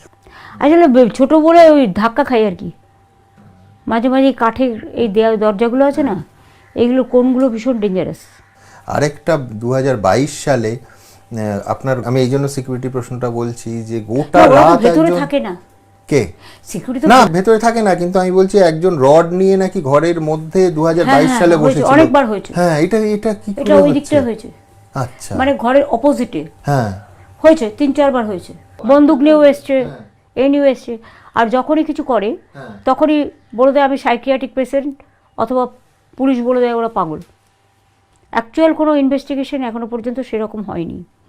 এমনকি গত 6 মাস আগেও আমাদের কালীঘাট রোডের যে CCTV আছে, সেখানে একটা পলিটিক্যাল পার্টি যারা দুষ্টুমি করে আমার সাথে, তারা কয়েকজনকে পাঠিয়েছিল, এজেন্সি হবে, পুরো CCTVর মুখটাকে ঘুরিয়ে দিতে বা কিছু একটা করতে এসেছিল, ধরা পড়েছিল পাড়ার ছেলেদের কাছে। তারপরেও সেটা কি হলো সেটাও আমি জানি না। এখানে পুলিশের একটুখানি নেগলিজেন্স ভূমিকা আছে। দিদি, পুলিশ বলছেন, আপনি নিজেই তো পুলিশ মন্ত্রী এবং মুখ্যমন্ত্রী, তো আমি তো নিজেরটা নিয়ে কেয়ার করি না, আমি তো লোকেরটা কেয়ার করি। আমি যদি নিজেকে নিয়ে ব্যস্ত থাকি, আমি কি আজ পর্যন্ত বুলেট প্রুফ গাড়ি চড়ি? আমি নিই না তো। আমার বুলেট প্রুফ গাড়ি বুদ্ধদেব বাবুকে দিয়ে দিয়েছিলাম, মনে রাখবেন। আমার বুলেট প্রুফ গাড়ি আমি নিজে কখনো চড়ি না, আমি জাস্ট একটা পার্টির গাড়ি চড়ি, এটা গভর্নমেন্টেরও গাড়ি নয়। আগে যে ছোটোগুলো ছিল ওগুলো সব মিলিয়ে মিশিয়ে পার্টি থেকে এই গাড়িটা কেনা হয়, এবং এটা হচ্ছে স্করপিও, এবং যেটা হচ্ছে পার্টির গাড়ি, এবং আমি গভর্নমেন্ট থেকে 1 পয়সা নিও না, ইভেন স্যালারিও নিই না। পার্লামেন্টের থেকে আমি কয়েক কোটি টাকা লুজ করেছি, বিকজ আমি 15 বছর ধরে পেনশন নিতে পারতাম। আমি 7টা MP, অ্যাকচুয়াল হিসেবটা আমার কাছে নেই, কয়েক কোটি টাকা হবে। আর যেদিন থেকে আমি চিফ মিনিস্টার হয়েছি আমি 1 পয়সাও নিই না, এমনকি ডেলি অ্যালাউন্সও নিই না, এমনকি সার্কিট হাউসে গিয়ে যদি আমি থাকি, আমার কাছে বিল আছে সব, আমি সার্কিট হাউসের টাকাটা দিয়ে দিই, চায়ের দামটাও দিয়ে দিই। রেলে যখন ছিলাম, রেলেও চায়ের দামটা দিয়ে দিতাম। তখন মাইনে নিতাম, কিন্তু ইকোনমি ক্লাসে ট্রাভেল করতাম 91 থেকে, আমি এক্সিকিউটিভ ক্লাসে করতাম না। কারণ 91-এ একটা অস্টেরিটি শুরু হয়েছিল, নরসিংহ রাওজি একটা ড্রাইভ করেছিলেন। আমি দেখলাম এক্সিকিউটিভ ক্লাসে বসে কী লাভ, কিছু টাকা বেশি পাওয়া যাবে ডিএটিএ, কিন্তু ইকোনমি ক্লাসে আমি যদি থাকি তাহলে আমি সাধারণ হয়ে থাকতে হবে। আর এটাও আপনার একটা জনসংযোগ, যে সাধারণ মানুষ ভাববে যে কোনোদিন আমার কষ্ট মমতা হবে না। বন্দ্যোপাধ্যায় পাশের সিটে বসে যাচ্ছে। এখন যেটা প্রবলেম হচ্ছে সেটা হচ্ছে, ধরুন আপনি সামনের সিটে বসে আছেন, তো 10 সিট আগে থেকে মোবাইলে ছবি তুলে নিচ্ছে, মানে ফটোশপের মাধ্যমে, যার সাথে যার ইচ্ছে ছবি লাগিয়ে দিচ্ছে। সেটা একটা রিস্ক হয়ে গেছে। ধরুন আমি দুর্গা পুজোয় যাচ্ছি, কালী পুজোয় যাচ্ছি, কোনো ঈদে যাচ্ছি, কোনো ফেস্টিভ্যালে যাচ্ছি, সেখানে যে যা ইচ্ছে দূর থেকে ছবি তুলছে। হ্যাঁ, এবং এআই দিয়ে যা খুশি করা যাচ্ছে। হ্যাঁ, এআই না, মানুষও তোলে। যেমন আমি গাড়ি দিয়ে যাচ্ছি, হয়তো গাড়িতে রাস্তায় ভিড় থাকে, যে কেউ ছবি তুলতে পারে। আর এখন তো সুবিধা আছে, লেন্থটা এত বেড়ে গেছে, ছবি তোলার লেন্থ করতে। এবার অনেকে করে কি, ফটোশপে গিয়ে অন্য ছবিগুলো যদি আমরা একসাথে 10 জন থাকি বাদ দিয়ে ওই দুটো পাশাপাশি ফোনেই এখন করা যায়। এই যে এর সাথে ওনারা লাল ব্যারিকেড করে করে, আরে ভাই আগে দেখো ছবিটা ঠিক কি না। এআই তো আজকাল আমার গলা নকল করেও দেখায়, গলা, চেহারা, ভিডিও, অডিও, ওটার আর কোনো এগুলো না। এগুলো মানুষকে সচেতন থাকতে হবে, যাতে কেউ প্রতারিত না হয়। মানুষকে সচেতন করাটা আমাদের কাজ। আর দেখুন, ব্যাংকে যেমন ফট করে টাকা তোলে, তেমনি করে কি এআই করে যা ইচ্ছে তাই করছে। এআই করে তোমাকে তো ফলস ওষুধ দিতে পারে, এআই করে তোমাকে তো ভুল ইঞ্জেকশন দিতে পারে, এআই করে তোমার তো ভুল মন্তব্য নিয়ে অপপ্রচার করতে পারে। এ তো ঘটনা ঘটলো উত্তরপ্রদেশে, দেখালো বাংলাকে বদনাম করবার জন্য। ঘটনা ঘটছে বাংলাদেশে, রাজশাহীতে, দেখাচ্ছে বেঙ্গলে হয়েছে। এ তো গতকালও তোমরা দেখেছে কি নৃশংসভাবে আমাদের একটি ছেলেকে, একটা মা তো একটা 24 বছরের ছেলে, তাকে মহারাষ্ট্রে পুনেতে খুন করেছে। আজকে আবার একটা তামিলনাড়ুতে হয়েছে, একটা মেয়ে সুইসাইড করেছে, আদিবাসী মেয়ে। তো এইভাবে বিহার বলো, উড়িষ্যা বলো, রাজস্থান বলো, মধ্যপ্রদেশ বলো, আসাম বলো, উড়িষ্যা বলো, বিজেপি রুল স্টেটের সব জায়গায় বাংলায় কথা বললে অত্যাচার হচ্ছে। আমরা তো এটা করি না। এরপরেও বিজেপি বলবে বাংলায় ভোট চাইবে, কোন মুখে? সামান্য লজ্জা তো থাকা উচিত। আনফরচুনেটলি নন বিজেপি স্টেটে অবধি এটা ছড়িয়ে পড়ছে, ভয়ঙ্কর প্রবণতা। মানে কেরলে হয়েছে, তামিলনাড়ুতে হয়েছে। কেরলে তো সিপিএম আছে, সিপিএম এর নেতারা কেন কথা বলে না? ওদের বসার জায়গা দাও না, চেয়ার। হ্যাঁ, এই দেখুন 89 এখানে। দেখো তুলসী গাছ, আমি এবার এসব করি। আমাদের এখানে প্রতিদিন সন্ধ্যা দেয়। আচ্ছা, আমি যখন সন্ধ্যাবেলায় আসি, মানে তুলসী মঞ্চ এটা। হ্যাঁ, তুলসী মঞ্চ। আমার এখানে দেখো কারি পাতার গাছ আছে। এগুলো আগে দাদার ইট বালি থাকতো। তারপর আমি বললাম, তোর তো দুটো মেয়ের বিয়ে হয়ে গেছে, কি আর করবি, আমায় দিয়ে দে। বলে আমি এখানে দেখো, এটা আম গাছ, ওটা হচ্ছে জাম গাছ, আম গাছও আছে, নারকেল গাছ, কারি পাতার গাছ, তারপর তুমি দেখো নিম পাতার গাছ, জবা ফুলের গাছ, এটা দেখো আম গাছ, যেটা আমাদের দেখো কুড়িয়ে এসছে, আম গাছ শান্তনু কুড়িয়ে এসছে গো। এবার যেন হয় আম গাছ। এগুলো পলাশ ফুলের গাছ ছিল, কৃষ্ণচূড়া আর রাধাচূড়া। এইটা আম গাছ, এটা শিউলি গাছ। এগুলো হচ্ছে সমস্ত ফুলের পুজোর উপকরণের যা যা দরকার প্রতিদিন পাই আমি। আমার অনেকগুলো জবা ফুলের গাছ আছে। দিদি, এখানেও তো একটা বনসাই দেখছি, এইগুলো হয়তো ফল হয়েছে একদম। বনসাই আছে, এগুলো ফরেস্ট থেকে কখনো কখনো দিয়ে যায়। আচ্ছা, এটা টেম্পোরারি। বাট যেগুলো আমার লাগানো আছে সেগুলো আমার। যেমন এই গাছটা ধরো ঝড়ে একবার ভেঙে পড়েছিল। আচ্ছা, এইটা ধরে নিয়ে গিয়ে লাগিয়ে দিয়েছিলাম। গঙ্গাধারের কৃষ্ণচূড়া গাছটা, ওটা ঝড়ে ভেঙে পড়েছিল। আমার ঘরে যখন ধাক্কা দিয়েছিল ভেঙে পড়েছিল, তখন আমি অর্ধেক নিয়ে গিয়ে লাগিয়ে দিয়েছিলাম, বাট হয়ে গেছে। দিদি, আমি আবার প্রধানমন্ত্রীদের কথায় ফিরি। মনমোহন সিং, আপনি মানে বহুদিনের একসঙ্গে কাজ করার। He was a gentleman, educated man, very polite man, এবং উনি কারোর সাথে মুখ মানে জোর গলায় কথা বলতেন না। উনি খুব আস্তে আস্তে কথা বলতেন, আস্তে আস্তে শুনতেন। কিন্তু ওনার কাছে আমি একটা ব্যাপারে কৃতজ্ঞ, যেটা হচ্ছে সিঙ্গুর নন্দীগ্রামের আন্দোলন যখন হয়, উনি কিন্তু লাস্ট 26 দিন অনশন করার পর এক গোপাল গান্ধী, তিনি 3 বার আমার ওখানে এসেছিলেন। সিপিএমের তো কেউ খবরও নেয়নি। আর মনমোহন সিংজি লাস্টে আমাকে পাঠিয়ে বললো, চিঠি পাঠিয়ে বললেন, যেদিন আমি উইথড্র করলাম, যে আমি তোমায় কথা দিচ্ছি, এই যে এটা এগ্রিকালচারাল যে ল্যান্ড অ্যাকুইজিশন অ্যাক্ট আছে, এটাকে আমি রিস্ট্রাকচারিং করবো এবং নতুন অ্যাক্ট করবো। দেবেগৌড়া দেবেগৌড়া খুব ভদ্রলোক ছিলেন। দেবেগৌড়ার একটা কথা আমার মনে পড়ে। দেবেগৌড়ার ছেলে বোধহয় একবার আপনার সঙ্গে এসে দেখা করলেন। সে তো উনি যখন ওপ নিয়েছিলেন আমি গেছিলাম ব্যাঙ্গালোরে। দেবেগৌড়াজির সবচেয়ে বড় গুণ হচ্ছে উনি একটু কৃষক প্রেমী ছিলেন। আমি একটা কৃষকদের ব্যাপার নিয়ে অ্যাপয়েন্টমেন্ট চেয়েছিলাম, উনি সঙ্গে সঙ্গে আমায় দিয়েছিলেন এবং আমি যে কাজটা দিয়েছিলাম উনি করেও দিয়েছিলেন। দেবগৌড়াজির একটা বক্তৃতা আমার মনে আছে, যেদিন দেবগৌড়াজির সরকারের পতন চাইলো, নো কনফিডেন্স এনে, উনি বলেছিলেন তোমাদের তাড়াহুড়ো করার কি আছে, যেমন এসআইআর নিয়ে তাড়াহুড়ো করছেন, এই কথাটা উনি সেদিন বলেছিলেন, why you are so hurried. এই কথাটা আমার চিরকাল মনে থাকবে। নরসিমা রাও, নরসিমা রাওর সাথে আমার যোগাযোগ খুব কম ছিল, যেহেতু আমার একটা ধারণা ছিল যে সিপিএম এর সাথে ওনার যোগাযোগটা খুব বেশি। যখন আমি এটা ধরতে পেরেছিলাম তারপর থেকে আমি আর মিশি না, কিন্তু জানেন সুযোগও হয়। যখন উনি প্রধানমন্ত্রী নেই তখন একটা সাক্ষাৎকারে উনি আনন্দবাজার পত্রিকাকে বলেছিলেন যে পশ্চিমবঙ্গে কংগ্রেস মানেই হচ্ছে মমতা ব্যানার্জি, মমতা ব্যানার্জি চলে যাওয়ায় বিরাট ক্ষতি হবে, মানে আপনার সম্পর্কে হাই রিগার্ডস প্রেস করেছিলেন। তখন তিনি প্রাইম মিনিস্টার ছিলেন না, আফটার রিটায়ারমেন্ট। কাজে সেটা আফটার রিটায়ারমেন্ট, সেটা আলাদা ব্যাপার। কিন্তু ওনাদের সাথে সিপিএম এর সম্পর্কটা এত বেশি ছিল, এমনকি অটলজি সময়ও ছিল, আমি এটা জানতাম না। হঠাৎ করে যশবন্ত সিং তখন ফাইন্যান্স মিনিস্টার ছিল, আমি একদিন ওনার ঘরে যাচ্ছি হঠাৎ করে, তখন যশবন্ত সিং আমায় বলছে মমতাজি আভি তো আপকা ফাইন্যান্স মিনিস্টার অসীম দাশগুপ্ত তখন ছিল, ওভারড্রাফট কা রুপিয়া লেকে গিয়া, বলছে মমতাজি আমি বাদ মে বাত করেঙ্গে, মানে ভেবেছি লুকিয়ে করছিল, মানে আমি জানতে পেরে গেলাম। এইসব নানা কারণেই আমি ছেড়ে চলে এসেছি। মানে আপনি বলছেন বাজপেয়ী সরকারের সঙ্গেও তৎকালীন বামফ্রন্ট সরকারের সুসম্পর্ক ছিল, যেহেতু মেজরিটি কম ছিল। আর নরসিমা রাও তো মিলিঝুলি, সিপিএম শুধু টাকা নিত আর ওভারড্রাফট করতো, আর ওভারড্রাফটের টাকা নিত আর ব্ল্যাকমেলিং করতো।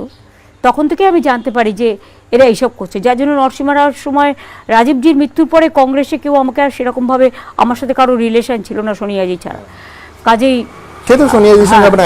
আমি তো তখনও মানে অনেক চেষ্টা করেছিলাম, আমি 14 দিন ওনার জন্য অপেক্ষাও করেছিলাম। কিন্তু নরসিমা রাও যে সময় বাবরি মসজিদ হলো, অজিতদা আমাকে পরে একদিন বলেছিল। আচ্ছা, কি বলেছিলেন? এটা বলা উচিত কিনা আমি জানি না, একসাথে এতগুলো ফাঁস করবো? বলুন বলুন, এটা ইতিহাসের অংশ।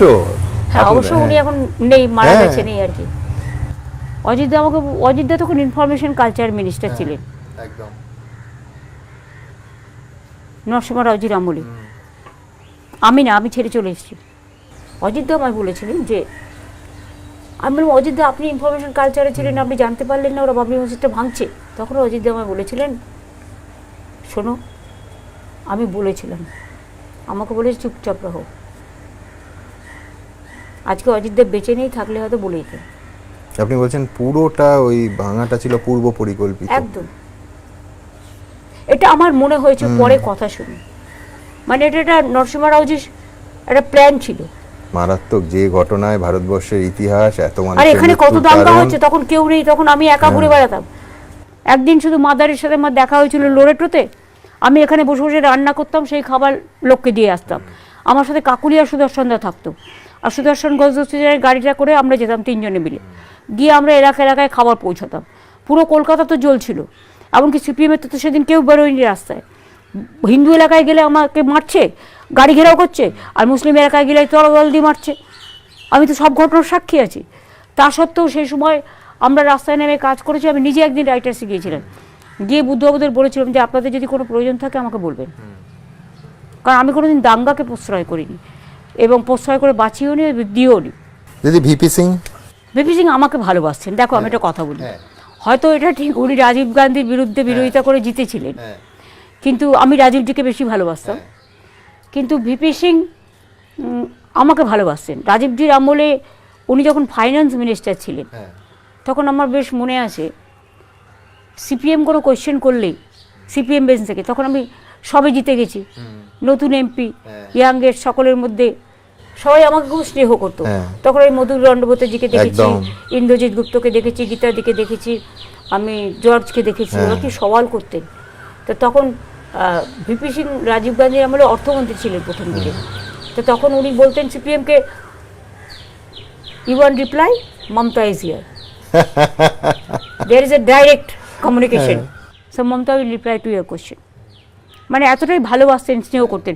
এবার আমি যখন নন্দীগ্রামে অনশন করি সিঙ্গুর নিয়ে, তখন উনি ছুটে এসেছিলেন, এবং উনি আমাকে বারবার বলেছিল ममता जी इतना दिन मत करो हम 10-12 दिन करे किया ठीक एग्जैक्ट डेटটা মনে নেই लेकिन हमारा किडनी में बहुत डिस्टर्ब हो गया था अभी जो अनशन करते हैं वो नींबू पानी पीते हैं आप नींबू पानी पियो আমাকে উনি বলেছিলেন এই কথাটা, এটা আমি মনে রাখবো।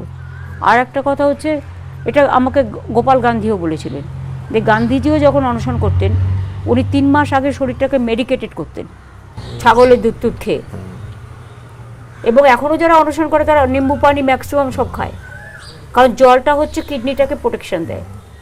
এখন যখন শোনেন যে আপনি চকলেট আর স্যান্ডউইচ খেয়ে অনশন করেছেন, কিরাম লাগে? সে আবার কি কথা?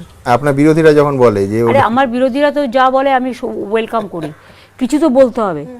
বিরোধী যদি না থাকে তাহলে স্ববিরোধী হবে করতে গিয়ে। না, এটা ঠিক যে গণতন্ত্রে শক্তিশালী শাসক না হলেও চলে, শক্তিশালী বিরোধী না হলে চলে না। ছোটবেলা থেকে আজ পর্যন্ত তো কম অসম্মানিত হইনি আর কম অপমানিত হইনি, শুধু মানুষকে ভালোবাসি বলে কাজ করে যায়, আমার অন্য কোনো ইন্টারেস্ট নেই। আর 2 হচ্ছে যে কবে কি বলেনি ওরা সেটা আমায় বলো, কবে মারেনি সেটা বলো, কবে অত্যাচার করেনি সেটা বলো, এবং তাই যদি হতো তাহলে আমাকে 2টো অপারেশন করতে হলো কেন? আফটার সিঙ্গুর তোমরা জানো অনশনের পরে সেদিনই রাতে আমার হসপিটালে ভর্তি হতে হয়েছিল, এবং তার 15 দিন বাদে আমাকে 2টো অপারেশন করতে হয়েছিল। আমার গল ব্লাডার বাদ হয়ে গেছিলো কেন? তার কারণ হচ্ছে আমার স্টোন হয়ে গেছিলো না খাবার না পেয়ে। এ তো মেডিকেল রিপোর্ট কথা বলে। তার আগে 21শে জুলাই মারা গিয়েছিল, 21শে জুলাই মেরেছিল, তখন আমার পেটে ক্লট হয়ে গেছিলো। আমার শরীরের এমন 2টো পার্ট বাদ হয়েছিল যেটা আমি বললে লোকে লজ্জা পাবে, তাও আমি বলি না কাউকে। আপনি 15 বছর মুখ্যমন্ত্রী, কোথাও ওই তার আগের অত দশক ধরে বিরোধী নেত্রী এবং একটার পর একটা জায়গায় আমি বলছিলাম যে একদম মানে হিন্দিতে বলে নাক মে দম করকে রাখি থি, সরকারকে তার চোখে আঙুল দিয়ে তার ভুলগুলো দেখিয়ে দেয়া, সেই সময়টাকে, সেই লড়াইটাকে, সেই যুদ্ধটাকে মিস করেন? আজকে তো তার থেকেও বেশি লড়াই করতে হচ্ছে। আজকে সরকারের থেকেও আমরা প্রধান বিরোধী দলে পরিণত হয়ে গেছি। বিজেপির এক একটা নেতা দেখো 20টা করে গাড়ি নিয়ে ঘুরে পেছনে, 20টা করে সিআরপিএফের কনভয়, বিএসএফের কনভয়, সিএপিএফের কনভয়। তারা এমন করে লাটসাহেবিপনা করে, আর হিউম্যান রাইটস থেকে শুরু করে, ন্যাশনাল কমিশন থেকে শুরু করে, বিভিন্ন এজেন্সি থেকে শুরু করে যে অত্যাচার ওরা চালাচ্ছে, যেদিন ক্ষমতা থেকে এসছে 2014 সাল থেকে, এখানে তো বিরোধী দলের থেকেও বেশি আমাদের অত্যাচারিত হতে হচ্ছে। সিপিএমের আমলে একরকম অত্যাচার ছিল, এদের আমলে মানসিক অত্যাচার, নির্যাতন, টাকা বন্ধ, সাম্প্রদায়িক দাঙ্গা লাগানো, কি নয় বলো তো? আজকে তো আমরা আরও বেশি দুঃখী। তার কারণ হচ্ছে মানুষকে ভালো রাখতে গিয়ে আমাকে প্রতিদিন প্রতি মুহূর্তে সংকটের সাথে লড়াই করতে হয়। দিদি, কিন্তু বিরোধী নেত্রী হিসেবে আপনি তো একটা মানে আইকনিক জায়গায় প্রায় 30 বছরেরও বেশি সময় ধরে লড়ে গেছেন, এবং মেক নো মিস্টেক, আপনি জ্যোতিবাবু বা বুদ্ধবাবুকে ওই হিন্দিতে একটা কথা আছে না যে তন করকে রাখ দিয়া থা, তো সেই রকম আপনি মানে বিরোধী নেত্রী হিসেবে আপনার ভূমিকা পালন করেছেন। আজকে আপনার যারা বিরোধী তাদের মধ্যে কাউকে দেখে মনে হয় যে সম্ভাবনা আছে লড়াকু নেতা বা নেত্রী? এখনকার সবটাই ন্যারেটিভ আর নেগেটিভ, কনস্ট্রাকটিভ কিছু নেই, টোটালটাই ডিস্ট্রাকটিভ। আমি বিরোধী দল করলেও জ্যোতিবাবুর বাড়িতে বারবার ছুটে যেতাম ওনাকে দেখতে, যখন উনি ক্ষমতায় ছিলেন না। বুদ্ধদেব বাবু যখন অসুস্থ আমি রোজ ছুটে যেতাম। এমনকি বিমানবাবুকেও তুমি জানো যে কখনো সখনো যোগাযোগ হয়। এমনকি একটা ঘটনা, এটার জন্য অবশ্য কুণাল করেছে, আমি জানতাম না, তখন তোমরা প্রেস মিট করতে আসতে। হ্যাঁ, একদম। হঠাৎ কুণাল একদিন একটা ফোনে আছেও, আমি জানি না কাকে কথা বলছে, আমাকে বললো যে একজনের সাথে একটু কথা বলুন। আমি হ্যালো বলতে ওপার থেকে বেরিয়ে এলো অনিল বিশ্বাসের নাম। বললাম হ্যাঁ বলুন, আমি তো অবাক হয়ে গেছি। তখন উনি বললেন, দেখুন আপনার আমরা বিরোধী হতে পারি, কিন্তু অধীর চৌধুরী আমার নামে যে কমপ্লেন করেছে করাপশানের, আপনি এটা প্রেসকে বলেছেন যে না না উনি এটা করতে পারেন না, আমি এতে কৃতজ্ঞ। সেই জন্যে আমি কুণালকে বলেছিলাম যে আপনাকে একটা ধন্যবাদ জানাবো বলে। ইনফ্যাক্ট ঘটনাচক্রে সেই ইন্টারভিউটা তখন স্টার আনন্দ ছিল, স্টার আনন্দেই অধীর চৌধুরী দিয়েছিলেন, তারপরে তো এই নিয়ে বহু তোলপাড় হয়। কিন্তু আপনার টেম্পারামেন্ট এখন মানে অনেকটা আগে যেরকম প্রচণ্ড ক্ষুব্ধ হয়ে একদম পদত্যাগপত্র ফেলে দিয়ে কলকাতায় চলে আসছেন। আমার মনে আছে এই ছবিটা, যে সেইখানে নাকি ব্রিগেডে এখনো পর্যন্ত রেকর্ড ভিড়ের একটা সভায় আপনি সোজা একদম দিয়ে চলে এসেছিলেন কি না বাংলার মানুষের পাশে থাকতে হবে। দেখো এখন তো আমি বাংলায় আছি, হ্যাঁ, এই রাজ্যটার জন্যই তো সারা জীবন আমি লড়াই করে গেছি। তো আমি যদি বাংলাটাকে ছেড়ে দিই, আমি আমার বিরুদ্ধে আমার পদত্যাগ দেবো? আমার এমনিতে কোনো ইন্টারেস্ট নেই, আমি একটা পয়সাও নিই না, একটা টাকাও নিই না, আমি সবটাই নিজের থেকে করি। আর আমার একমাত্র ইনকাম হচ্ছে আমার রয়্যালটি। আমি বই লিখি, আমার 263টা বই হয়ে গেছে, আমি ওর থেকে যেটুকু পাই তার থেকে আমার চলে যায়। আমি একা মানুষ, আর যার যার পরিবার তার নিজের নিজের আছে, কাজেই ওরাও আমাকে দেয় না, আমি ওকে দিই, ওদের কাছে চাই না, ওরাও আমাদের, আমি অবশ্য কোনোদিন চাইনি, ওরা নিশ্চয়ই দিতে চায়, কিন্তু আমিও চাই না ওরাও আমার সাথে সম্পর্ক রাখে যতটুকু রাখার, ভাইফোঁটায় বা রাখি বন্ধনে 10 মাস। আর আদারওয়াইজ সকলের নিজের নিজের পরিবার আছে, তারা নিজেদের মতো থাকে। লতা আমার কাছে থাকে, অভিষেকের মা, কারণ আমি একদম একা থাকি বলে। আর বাদবাকি হচ্ছে যে আমার তো কারো কাছে কিছু নেয়ার নেই, আমি তো অ্যাসেম্বলি থেকেও অ্যালাউন্স নিই না, আমি তো কোনো ভাতা নিই না গভর্নমেন্ট থেকে, আমি তো গভর্নমেন্টের পয়সায় গাড়িও চড়ি না, আমি তো সার্কিট হাউসে গেলেও আমার ওই রয়্যালটির টাকা থেকেই হয়ে যায়, আর গানের সুর দিই, কথা দিই, তার থেকে একটা পাই, ওই দুটো মিলেমিশে হয়ে যায়। ইডির কথায় আছি, এটা খুব ইন্টারেস্টিং। ইডি অফিসাররা যেদিন আপনি গেলেন ওই প্রতীক জৈনের বাড়িতে, যে কি বলেছে আপনাদের এখন বলবো না, সেটা পাবলিকলি বলবো না, সেদিন কি হয়েছিল? মানে আপনি যখন ঢুকলেন, সত্যি বলতে আমরা লাইভ রেড কোনোদিন দেখিনি। আমি যেহেতু এটা কোর্টটা সাবজুডিস আছে, মামলাটা 18 তারিখে ডেটও আছে, যাই হোক আমি এটা নিয়ে এখনই কোনো মন্তব্য করব না, কারণ এটা বিচারে প্রভাব ফেলতে পারে, সেই জন্য। দিদি, এই ঘরটা হচ্ছে চিরকাল আমরা বসতাম, এইটাই আমার প্রচন্ড পিঠে লেগে যেত, আপনি বললেন সরে বসো সরে বসো, এই একটা তখনকার দিনে সেই ক্যাসেটের, না এটা বোধহয়, ও হ্যাঁ হ্যাঁ হ্যাঁ, এটা একদম ঘরটা আমার ঘরটা, হ্যাঁ, আমার বইগুলো ছিল, হ্যাঁ বই, আর তখন সেই অডিও ক্যাসেট ভর্তি আপনার অডিও ক্যাসেট। এখন তো অডিও চলে গেছে, হ্যাঁ, এখন বই আর এই ইধার উধার টুকটাক। আমি জিনিসপত্র বেশি রাখতে পছন্দ করি না। আমার থাকার ঘর, এটাই আমার খাবার ঘর, এটাই আমার বেডরুম, এটা আমার খাবার টেবিল, মানে এটাই সব। আর বলতে পারো আমার কিছু বই আছে, আমার কিছু দেবদেবী আছে, আর আমার ওটা সেতার আছে, আমার ভেতরে একটা গিটার আছে, আমার সিনথেসাইজারটা, ও এই তো,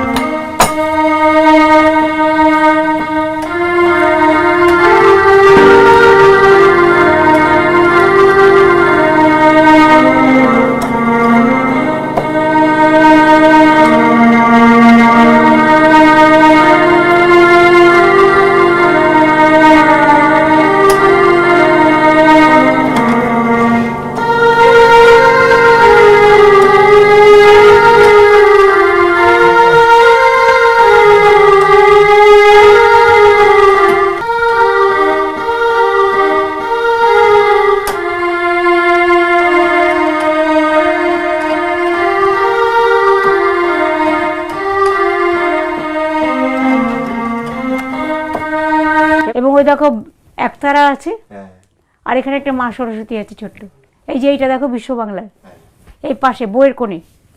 আর এগুলো ম্যাক্সিমাম আমার বই, এগুলো দেখো বইয়ের আর রাখার জায়গা নেই, শুধু কয়েকটা বাইরের বই রেখে দিয়েছি খুব ইম্পর্টেন্ট, বাদ বাকি আর কিছু লয়ের বই আছে। ও আমার ধারণা ছিল এই ঘরটা নেই, এটাই তো একদম সেম একদম সেম। দিদি, এবার আপনার জীবনের দুটো গুরুত্বপূর্ণ অংশে আসব। একটা হচ্ছে সেই মুখ এবং বধির কিশোরীকে নিয়ে আপনি রাইটার্স গেলেন, লালবাজার গেলেন, আমি ছবি এবং কাভারেজ দেখছিলাম সমস্ত কাগজের, আনন্দবাজার পত্রিকা সহ, সুজিতবাবু লাইব্রেরি থেকে খুব গুছিয়ে দিয়েছেন। 93 সেটা হচ্ছে প্রথমে আপনারা একেবারে শান্তিপূর্ণভাবে এইখানে বসে আছেন, ফেলানি বসাক, তারপরে দীপালি বসাক জোর করে তুলে দেয়া। সব থেকে আজকের দৃষ্টিভঙ্গিতে দেখলে যেটা লাগে, লালবাজার থেকেও যখন আপনাকে এইভাবে টেনে হিঁচড়ে বের করে দেয়া হচ্ছে, কোনো মহিলা পুলিশ নেই, তারপরে আমার মাথায় মারছিল, তখন ছদ্দিবদ দিয়ে আছে না ব্যাংকের যে ম্যানেজার, ওরা তখন ওদের মাথাটা আমার মাথার উপরে দিল, দিয়ে ওরা পিঠে বাড়ি খেয়েছিল খুব, আমিও খেয়েছিলাম। তারপর বলা হয়েছিল যে আপনারা মহাকরণ দখল করতে এসেছেন। আমি বলছি আনন্দবাজারের হেডলাইন ছিল লালবাজার থেকে বার করা হলো ঘাট ধরে। মহাকরণ দখল করতে গেলে কেউ হেঁটে যায়? আর 4-5 জন লোক মিলে আমরা তো যাচ্ছিলাম ডালহৌসির মিটিংটা কভার করতে, কারণ আমাদের 5টা পয়েন্ট হয়েছিল। ওরাই তো প্রথমে গুলি চালাতে শুরু করলো, তখন তো আমাদের নামে উল্টোপাল্টা বলা হতো, এমনকি সিঙ্গুর আন্দোলনের সময় শিখিয়ে দেওয়া হতো সবচেয়ে খারাপ ছবিটা নিয়ে এসো। ইনফ্যাক্ট সেই দিন এই ঘটনার প্রেক্ষিতে রাইটার্স বিল্ডিংয়ে সাংবাদিকরা মার খান, সমস্ত কাগজের একেবারে শুরুতেই ছিল সেই খবর। হ্যাঁ, তখন তো প্রেস কর্নার ভেঙে দিল। আরেকটা দিদি, সেদিন একটা কোটেশন আনন্দবাজার পত্রিকায় হেডলাইন হয়েছিল, ধাক্কা দিয়ে বের করে দেব বসুকেও। সেই দিন কার্যত আপনি বামফ্রন্ট সরকারকে তার আগেই হয়তো উৎখাত করার প্রতিজ্ঞা নিয়েছিলেন। এরপর 2011-এ যখন সেই রাইটার্সে ঢুকলেন, সেই অনুভূতিটা কেমন ছিল? না, আমি প্রতিহিংসা পরায়ণ নই, কারণ তোমাদের মনে আছে 11-র ইলেকশনে আমরা একটা স্লোগান দিয়েছিলাম, বদলা নয় বদল চাই। এবং তারপরে যখন রেজাল্ট বেরোনোর পর আমি সবাইকে রবীন্দ্রসঙ্গীত আর নজরুল গীত গাইতে বলেছিলাম। সুব্রত তো আজকে বেঁচে নেই, আমার খুব মনে পড়ে। সুব্রত বলতো, এরা যা বদমাস, এদের চাটা করে রেশন, যেমন রেশন দেয় না মাসে একবার, চাটা করে এরা যা অত্যাচার করেছে, এখনও যা বদমাইশি করছে, এখন তো বিজেপি করে সব ম্যাক্সিমাম, এদের তোর জন্য আমরা কিছু করতে পারলাম না, এখনও বলে। তো আমি প্রতিহিংসা পরায়ণ নই, যতটা পারি স্বাভাবিক থেকে রাজনীতি করার চেষ্টা করি। আমি মনে করি রাজনীতি করাটার নাম হচ্ছে মানবিকতা, মনুষ্যত্ব, সমাজ, সংস্কৃতি, সম্প্রীতি সব কিছু নিয়ে। রাজনীতি মানে এটা নয় কুৎসা, শুধু মিথ্যে কথা বলা। একটা কথা বলুন, যে কোথাও একটা তো ছিল যে এইভাবে অপমানিত হয়ে রাইটার্স বিল্ডিং এবং লালবাজার থেকে ধাক্কা দিয়ে বের করে দেয়া হচ্ছে, সে তো অনেকবার করেছে।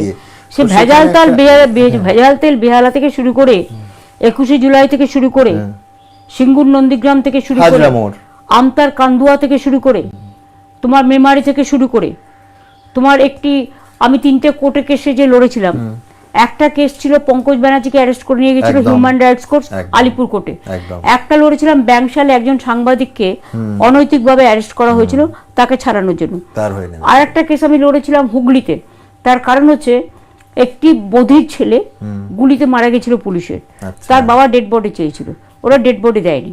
তাই আমরা সেদিন বাঁকুড়ায় যাচ্ছিলাম, বাঁকুড়া থেকে ফেরার পথে আমি, তপন, আকবর সবাই মিলে গিয়ে কোর্টে গেলাম, কোর্ট থেকে ওকে ডেড বডিটা ছাড়িয়েছিলাম।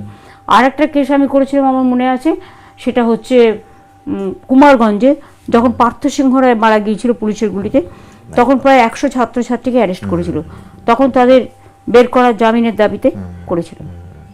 দিদি, আরেকটা অংশে আসি, খুব ইন্টারেস্টিং, সেটা হচ্ছে রাজীব গান্ধীর সঙ্গে আপনার সম্পর্ক, যেটা এখন সোনিয়া গান্ধীর পাটে আমি আসব, কিন্তু প্রথম হচ্ছে আমাকে যেটা এই এতদিন, মানে ধরুন 40 বছর, 50 বছর, 60 বছরের কাগজ ঘেঁটে মনে হয়েছে, সুজিতবাবু একটা খুঁজেও দিয়েছেন আমায়, যেটা হচ্ছে আপনি বাজপেয়ী মন্ত্রিসভার মন্ত্রী হিসেবে শপথ নিচ্ছেন।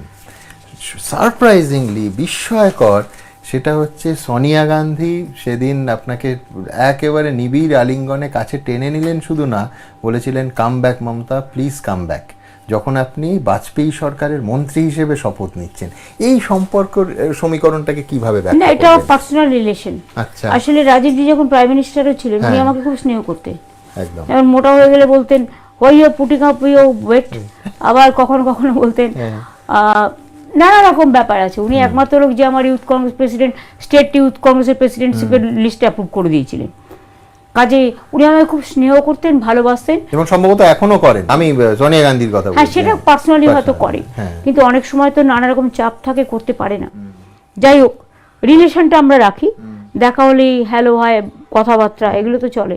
সৌজন্য তো সবার সাথেই রাখি, কিন্তু এখন পলিটিক্যাল অ্যাটিটিউড অনেকেরই চেঞ্জ হয়েছে, সেটা কিছু করার নেই। সবাই বলতেন রাজীবজির আমার দুটো ঘটনা মনে আছে। শান্তিনিকেতনে ওনার সাথে ফার্স্ট আমার দেখা হয় 1983 সালে, যখন এখানে অল ইন্ডিয়া তৃণমূল কংগ্রেসের অল ইন্ডিয়া কংগ্রেসের কনভেনশন হচ্ছিল ইন্ডোরে। ইন্দিরা গান্ধী তখন বেঁচে ছিলেন, আমি তখন ইন্দিরা গান্ধীকে কোনোদিনও দেখিনি, কিন্তু তখন আমরা স্টুডেন্ট পলিটিক্স করি। সুব্রত তো আমাকে রাজীবজির দায়িত্ব দিলেন। রাজীবজি উঠেছিলেন নিজাম প্যালেসে, তখন তো ঘরে জলও ছিল না, মানে কানেকশনগুলোও হয়নি, এখন তো বিজেপি দখল করে রেখে দিয়েছে। তারপরে আমি 3-4 জনের সাথে আমার টিম ছিল, আমি প্রায় বালতিতে করে জলটাও দিয়ে আসতাম স্নান করবার। আর উনি সকাল 6টায় বেরোতেন, বেরোলেই আমাকে জিজ্ঞেস করতো, Mamata how you, take care, এই সমস্ত নানা রকম কথাবার্তা খুব ভালোবাসতেন, স্নেহ করতেন। এবং যাবার দিন, যেদিন উনি চলে গেলেন, সেদিন আমাকে বললো টেক এ ফটোগ্রাফ, বলে আমরা একটা টিম করে, আমি ছিলাম, বক্সি ছিলাম, আরও 2-3 জন ছিল, উনি ছবিও তুললেন। তখন থেকে ওনার সাথে আমার সম্পর্ক। কাজে উনি যখন প্রধানমন্ত্রীও ছিলেন, ধরো সাপোজ উনি একবার বেঙ্গলে এসছেন ভিজিট করতে, অনেকবার এসছেন তো, তখন আমাকে একটা খবর দিয়ে বললো, মমতা রাজভবনে সোনিয়াজি ছিলেন, মমতা যাকে সোনিয়াকে বাতাও না, আমি এসব বলে আবার বেরিয়ে গেলাম। তারপরে ধরো আরাফাতের প্রোগ্রাম হচ্ছে, প্যালেস্টাইনের আরাফাত তখন এসেছিল, আমি তখন অল ইন্ডিয়া জেনারেল ছিলাম।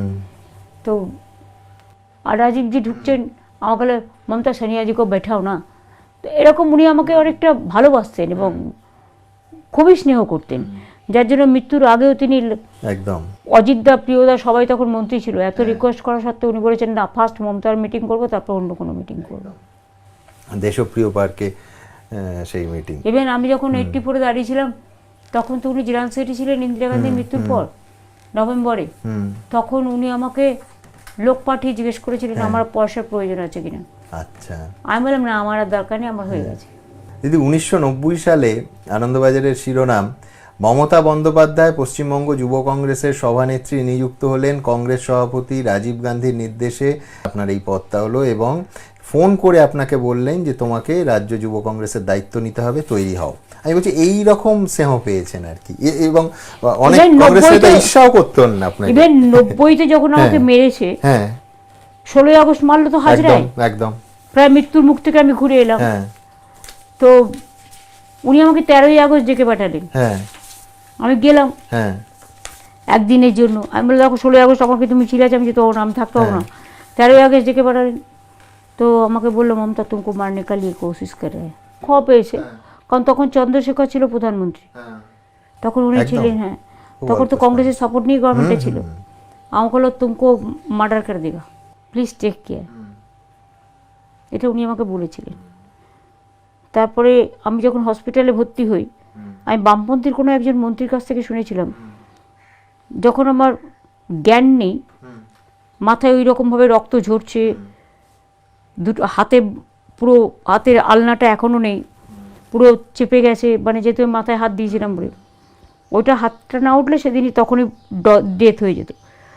তো ন্যাচারালি তখন আমি আনকনসিয়াস ছিলাম। কিন্তু আমার দাদাকে ফোন করে রাজীব গান্ধী কোনো একটা সোর্স থেকে বলেইছিল ममता को अभी उधर से शिफ्ट कराओ, हमारे पास खबर है कोई इंजेक्शन उसको ब्रेन में पुश करने का कोशिश कर रहे लोग। তখন তো বামফ্রন্ট সরকার, এবং এই ঘটনাটা উনি জেনেছিলেন কোনো একজন বামফ্রন্টের শরিক দলের নেতার থেকে, এবং জেনে সঙ্গে সঙ্গে আমাকে, যার জন্য কাপড়ও ছাড়ায়নি, কিছুই ছাড়ায়নি, 2 দিন মানে আগের দিনে ঘটনা ঘটেছে, আর তখন প্রায় আমি কাগজে যেটা দেখেছি 1টা 1.5টা হবে বা এরকম কিছু একটা, তারপরের দিন ওই মানে রক্তমাখা কাপড় অবস্থাতেই উডল্যান্ড থেকে অ্যাম্বুলেন্স নিয়ে গিয়ে আমাকে শিফট করা হয় আইসিসিউতে। তারপরে আমি যখন গেছি ভালো হয়ে, তখন আমাকে বলে আমাকে বাচ্চা ছেলের মতো বলছে দেখাও দেখাও কাহা পে বানা, দেখাও দেখাও, এরকম একটা ইমোশনালি খুব ভালোবাসে। সেই ভয়ঙ্কর ঘটনার কথা আসি দিদি, এই ঘটনা এবং সেখানে পরের দিন প্রায় আপনার তখন অচেতন অবস্থা, প্রফুল্ল সেন, গণিখান চৌধুরী, অশোক দত্ত, প্রত্যেকে, প্রফুল্ল সেন তো খুব স্নেহ করতেন হাতটা, এবং শুধু তাই নয়, প্রফুল্লদা আমি শুনেছিলাম, প্রেসে পরে দেখেছিলাম, প্রফুল্লদা তখন 90 বছর বয়স, একদম প্রফুল্লদাকে সাথে তখন আমার দেখা হয়নি, কিন্তু প্রফুল্লদার নিচে প্রেসকে বলেছিলেন আমার আয়ু দিয়ে ঠাকুরকে বাঁচিয়ে দাও। বিরাট প্রাপ্তি। আমি বলছি যে এখানে পরের পর ঘটনার বিবরণ আছে, শিউরে উঠতে হয়। আর সেদিনকে তো কাউকে ঢুকতেই দেওয়া হয়নি, এমনকি কল্যাণ আমাকে বলেছে গল্পটা। কল্যাণ তখন বাঁশবাগানের পাশ দিয়ে আসছিল, ওখানটা বাসগুলো আছে, মানে রাধা মন্দির থেকে একটু দূরে। কল্যাণ বলছে আমি হঠাৎ যাচ্ছি রাস্তা দিয়ে, হঠাৎ দেখি লোহার চেন ঘোরাচ্ছে পুরো, তারপরে ডান্ডা, লোহার চেন পুরো পুলিশের সামনে একতরফাভাবে করে যাচ্ছে, হিন্দি সিনেমায় যেরকম দেখায়, বন্দুক নিয়ে ছুটছে, গুলি নিয়ে ছুটছে, আমাদের সবাইকে ঢুকিয়ে দিল বাসগুলোর ভেতরে। আমি নিজে দাঁড়িয়ে দাঁড়িয়ে দেখছি। একজন লোক ছবিটা পেয়েছিল, রাধাকৃষ্ণ মন্দিরের ওপর থেকে তুলেছিল, পুলিশ পরে ওইটাকে সিজ করেছিল। আমাকে তো প্রথমে অ্যাটাক করলো, অনিন্দা ছিল আমার সাথে, দিব্যেন্দু ছিল সে সময়, অনুপ ছিল, যতদূর আমার মনে পড়ে দিলীপ ছিল, একদম আমাকে প্রথমে অ্যাটাক করলো। ফার্স্ট যখন আমাকে মোটা ডান্ডা নিয়ে অ্যাটাক করলো, আমার মনে হচ্ছে এটা লোহা না, এটা ডান্ডা। আমার কিন্তু আঘাত লাগেনি, কারণ আমার মনেই হয়নি কিছু। আমি দেখছি আমার ডান দিক দিয়ে গল গল করে রক্ত পড়ছে। তখন আমি ভাবছি এটা পুলিশ না, এটা সিপিএমের ক্যাডার। আমার মাথায় তখন অন্য কিছু কাজ করছে না। তারপর যখন আরেকটা ডান্ডা মারলো, তখন আমি দেখলাম বাঁ দিক দিয়ে ঝরঝর করে রক্ত বেরোচ্ছে। তখন আমি ওই চিন্তা করে যাচ্ছি, জানি না আমার আঘাতটা কি গ্রহণ করেছিল। থার্ড ডান্ডাটা যখন উঠিয়েছে, তখন আমার ডান হাতটা অটোমেটিক্যালি ওখানে মাথায় উঠে গেছে, রিফ্লেক্স অ্যাকশন। তখন আমার পুরো আলনাটা থেতো হয়ে গেছে। এখানে দেখো তুমি পুরো আলনা পাবে, এখানে নেই, এখানে অর্ধেক আছে। সুতরাং ওটা পুরো থেতো হয়ে গেছিলো। ওটা একদম ব্রেনের কাছে। ব্রেন অ্যাটাক হতে 1 ইঞ্চি বাকি ছিল, কিন্তু আমার ব্রেন অপারেশন হয়েছিল তারপরে, এবং প্রায় 46টা স্টিচ হয়েছিল। মানে ব্রেন অপারেশন হয়েছে। তারপরে কি হসপিটালেও তখনকার দিনে আমি জানতাম না। তখন আমাকে একজন দেখতেন ডাক্তার, খুব ভালো, মিস্টার আচারিয়া বলে নাম। তিনি দেখছেন কিছুতেই জায়গাটা হিল আপ হচ্ছে না যেখানে মেরেছিল। তারপর ওনাকে ব্রেন অপারেশন করতে হলো। তারপর দেখছেন ফরেন পার্টস ঢুকিয়ে রেখে দিয়েছে, উনি বললেন সেটা। সুতরাং এসব ঘটনা কত আছে। দিদি, আরেকটা বিষয়ে, সেটা হচ্ছে জ্যোতি বসুর সেই দিনকার রিয়াকশন। তিনি বলছেন যে বন বিরোধী বামপন্থীরাই কংগ্রেস নেত্রী মমতা ব্যানার্জিকে মেরেছে বলে বলছেন, এবং বলছেন যে আমার মতে তৎক্ষণাৎ ওদের গ্রেফতার করা উচিত ছিল। আমি পুলিশ কমিশনারের কাছে জানতে চাইছি কেন এটা হয়নি। মানে আমি বলছি, এটা কি আপনার, মানে আমি বলছি জেনারেলি তো বলতে পারতেন যে না, সিপিএম মারেনি, কিন্তু কার্যত স্বীকার করে নিচ্ছেন।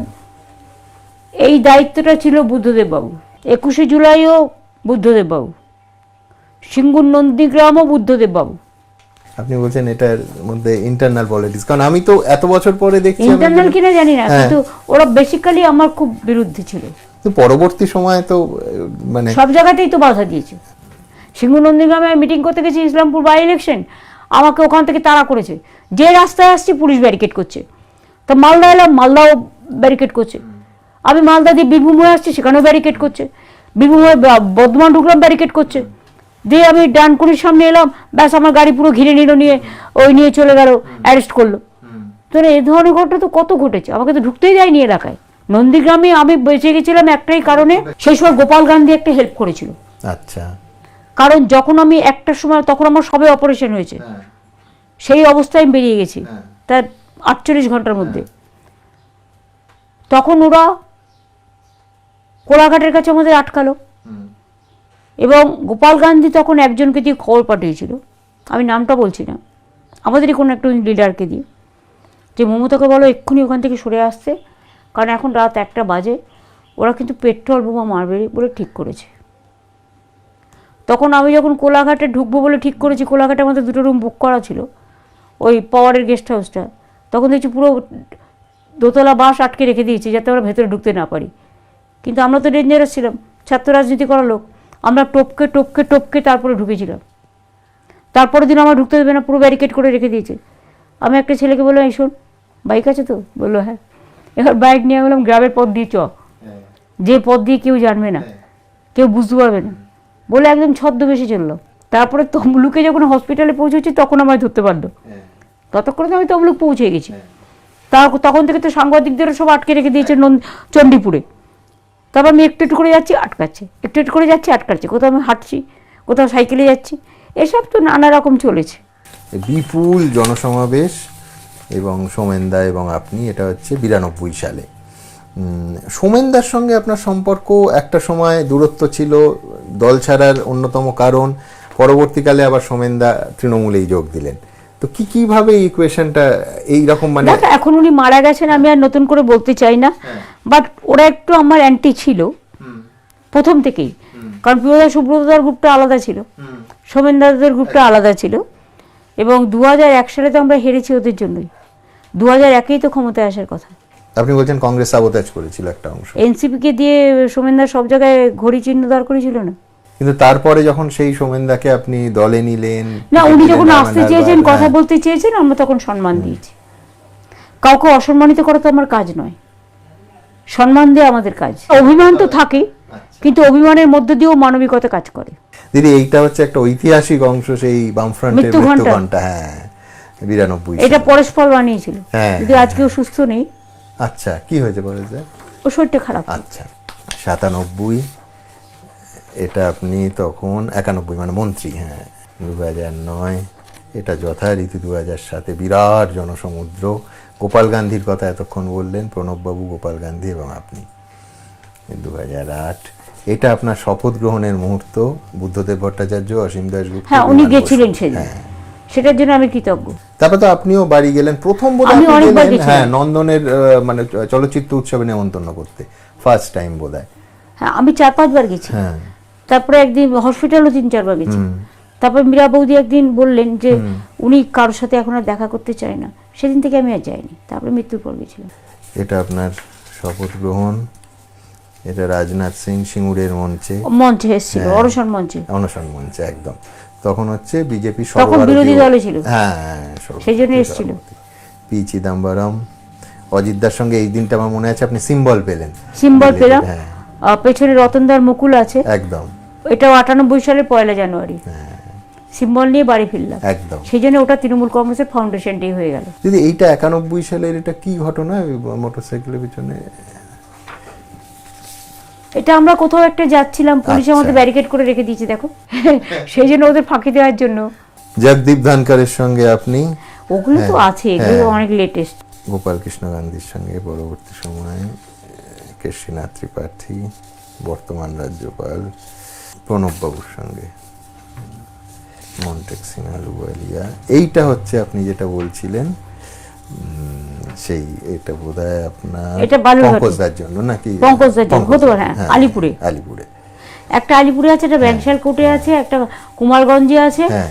আর একটা আছে তোমার এতে ব্যাংশাল কোর্ট, আলিপুর, হুগলি। দিদি, সৌজন্যের কথা হচ্ছে, জ্যোতিবাবুর কথা হচ্ছে, আমার মনে আছে আমরা তখন ক্লাস 7-8-এ পড়ি, জ্যোতিবাবুর সঙ্গে একবার আপনার দেখা হলো, আপনি পায়ে হাত দিয়ে, যেরকম আমাদের বাঙালি বাড়িতে সৌজন্য প্রণাম করার একটা ছবি উঠলো, তখন কিছু হলো না। পরের নির্বাচনে আমাদের পাড়ায় পোস্টার পড়লো যে দেখুন কে বেশি বড়। এই ছবিটা দেখে মনে পড়ে এটা অ্যাকচুয়াল হর্স নেউটিয়ার একটা প্ল্যান্ট, সিমেন্ট প্ল্যান্ট ওপেন ছিল হাওড়ায় সম্ভবত, সেখানে দেখা হয়েছিল।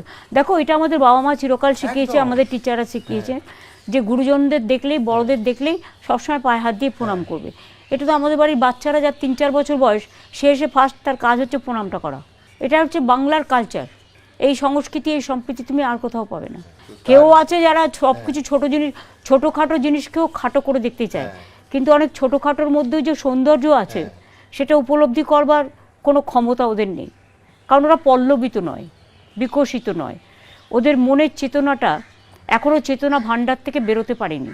মনের সংকীর্ণতাটা একটা বাধার মধ্যে আটকে আছে, ওই বাঁধটা ভেঙে দিতে হবে। আমার ধারণা জ্যোতিবাবু নিজেও এটা চেয়েছেন কিনা বা জানতেন কিনা আমার সন্দেহ, তার কারণ জ্যোতিবাবু ব্যক্তিগতভাবে পরে দেখেছি তো আপনার সম্পর্কে যথেষ্ট স্নেহশীল। সে তো আমাকে ডেকে পাঠালেন একদিন, এবং তারপর আমি 3-4 বার গেলাম, কিন্তু গৌতম দেব বসে থাকতে সারাক্ষণ পাহারা দিয়ে, আমি কি কথা বলছি না বলছি শুনবে। তো লাস্ট উনি যে বছর মারা গেলেন, সে বছর আমি ত্রিবান্দ্রম গেছিলাম, দিল্লি গেছিলাম এই টিমগুলোকে নিয়ে দেখা করতে, প্রধানমন্ত্রী থেকে শুরু করে ত্রিবান্দ্রম গেলাম। তার আগে যাবার আগে জ্যোতিবাবু আমাকে বলেছিলেন যে আমার জন্মদিন আছে 8 তারিখে, আপনি যেখানেই থাকুন আমার জন্মদিনের দিনটা কিন্তু আসবেন। এবং সেটা আমি গিয়েছিলাম, এটা ঠিক এক্স্যাক্টলি সেই ছবি। তামিলনাড়ু থেকে একদম আমি ত্রিবান্দ্রম থেকে তামিলনাড়ু, মাদ্রাজ, চেন্নাই এলাম, চেন্নাই থেকে কলকাতা গেলাম। আর একটা কথা আমার মনে আছে, যেটা হচ্ছে উনি আমাকে অনেক সময় বলতেন, এরা যাবে কবে? কি বলছেন? হ্যাঁ, ঠিক বলছি। মানে বুদ্ধবাবুর সরকার কবে যাবে জ্যোতিবাবু জিজ্ঞেস করছেন? হ্যাঁ, সেগুলো নন্দীগ্রাম আন্দোলনের সময় আমার বলেছিলেন। 2 হচ্ছে আর একটা কথা, যেদিন আমার ওনার স্ত্রী মারা গেল, আমি তখন মিটিং করছিলাম, ইলেকশনের প্রচার বা কিছু একটা চলছিল সম্ভবত।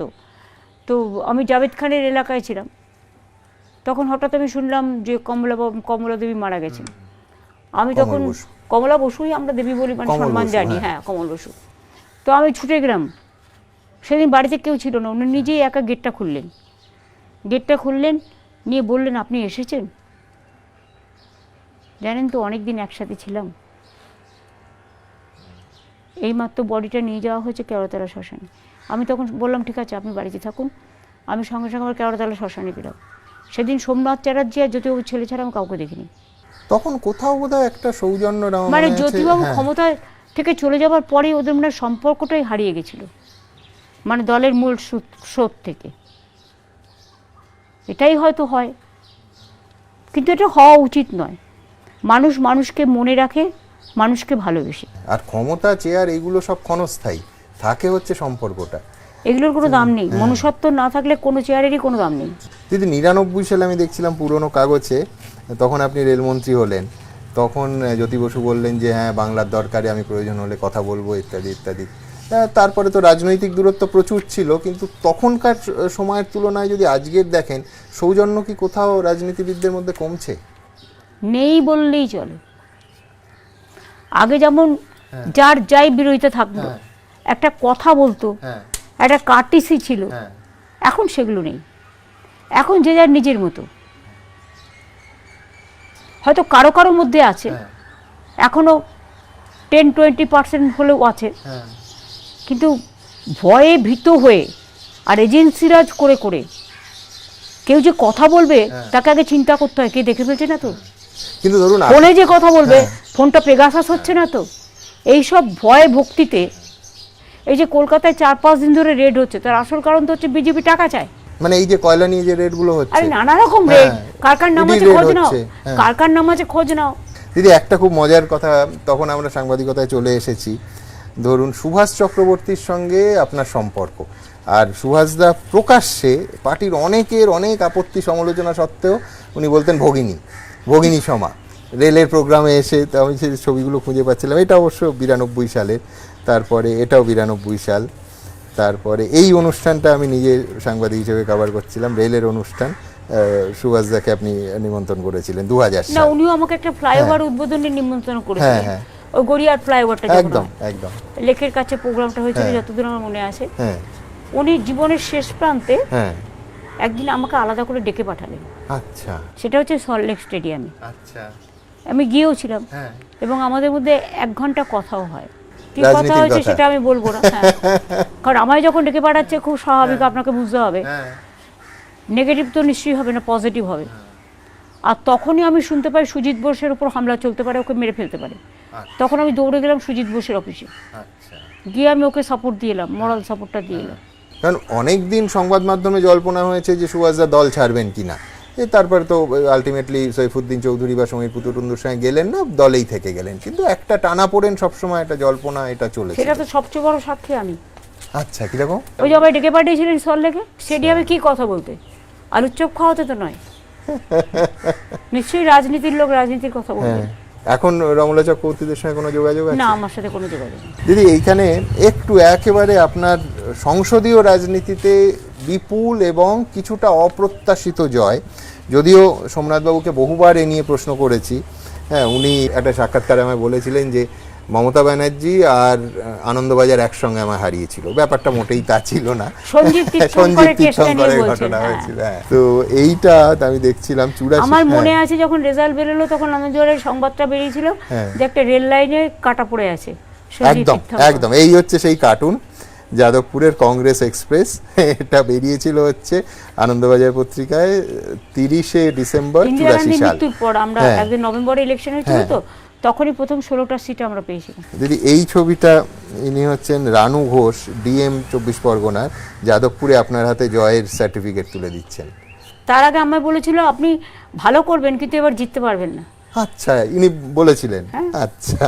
আর তার আগে একটা উচ্ছেদের ব্যাপার নিয়ে আমায় বলেছিল আমরা কালকে উচ্ছেদ করব, আপনাকে জানিয়ে রাখলাম, আপনি এখান থেকে সরে যান, একটা দিন বাড়িতে থাকবেন না, তারপরে এসে আমার কাছে পুনর্বাসনের প্যাকেজ চাইবেন, আমি করে দেবো।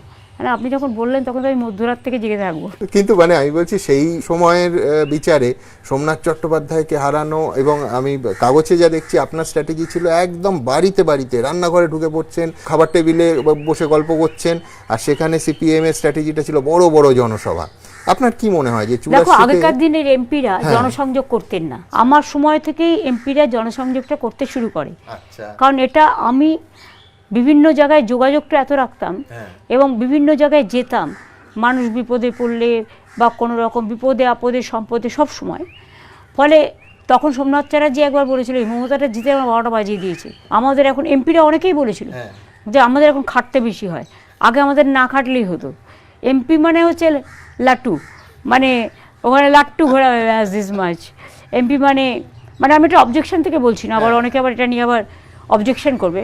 মানে ওরা একটু উচ্চ স্তরের লোক, সুতরাং এমএলএরা যাবে লোকালি, পঞ্চায়েত যাবে, কর্পোরেশন যাবে, বাট ওরা যাবে না, এরকম একটা ব্যাপার। জাতীয় রাজনীতির But স্তরে আমার থাকবে। একটা, তোমরা যেটা বলছো তার আসল কারণটা তোমাকে খুঁজতে হবে। কিরকম? আমি যেহেতু ছাত্র রাজনীতি করে এসেছি, এবং আমাকে ছাত্র রাজনীতিটা করতে হচ্ছে এসইউসির সাথে, এবং সিপিএমও ছিল, তারা আমাকে অনেকবার প্রাণে মারতেও গিয়েছিল।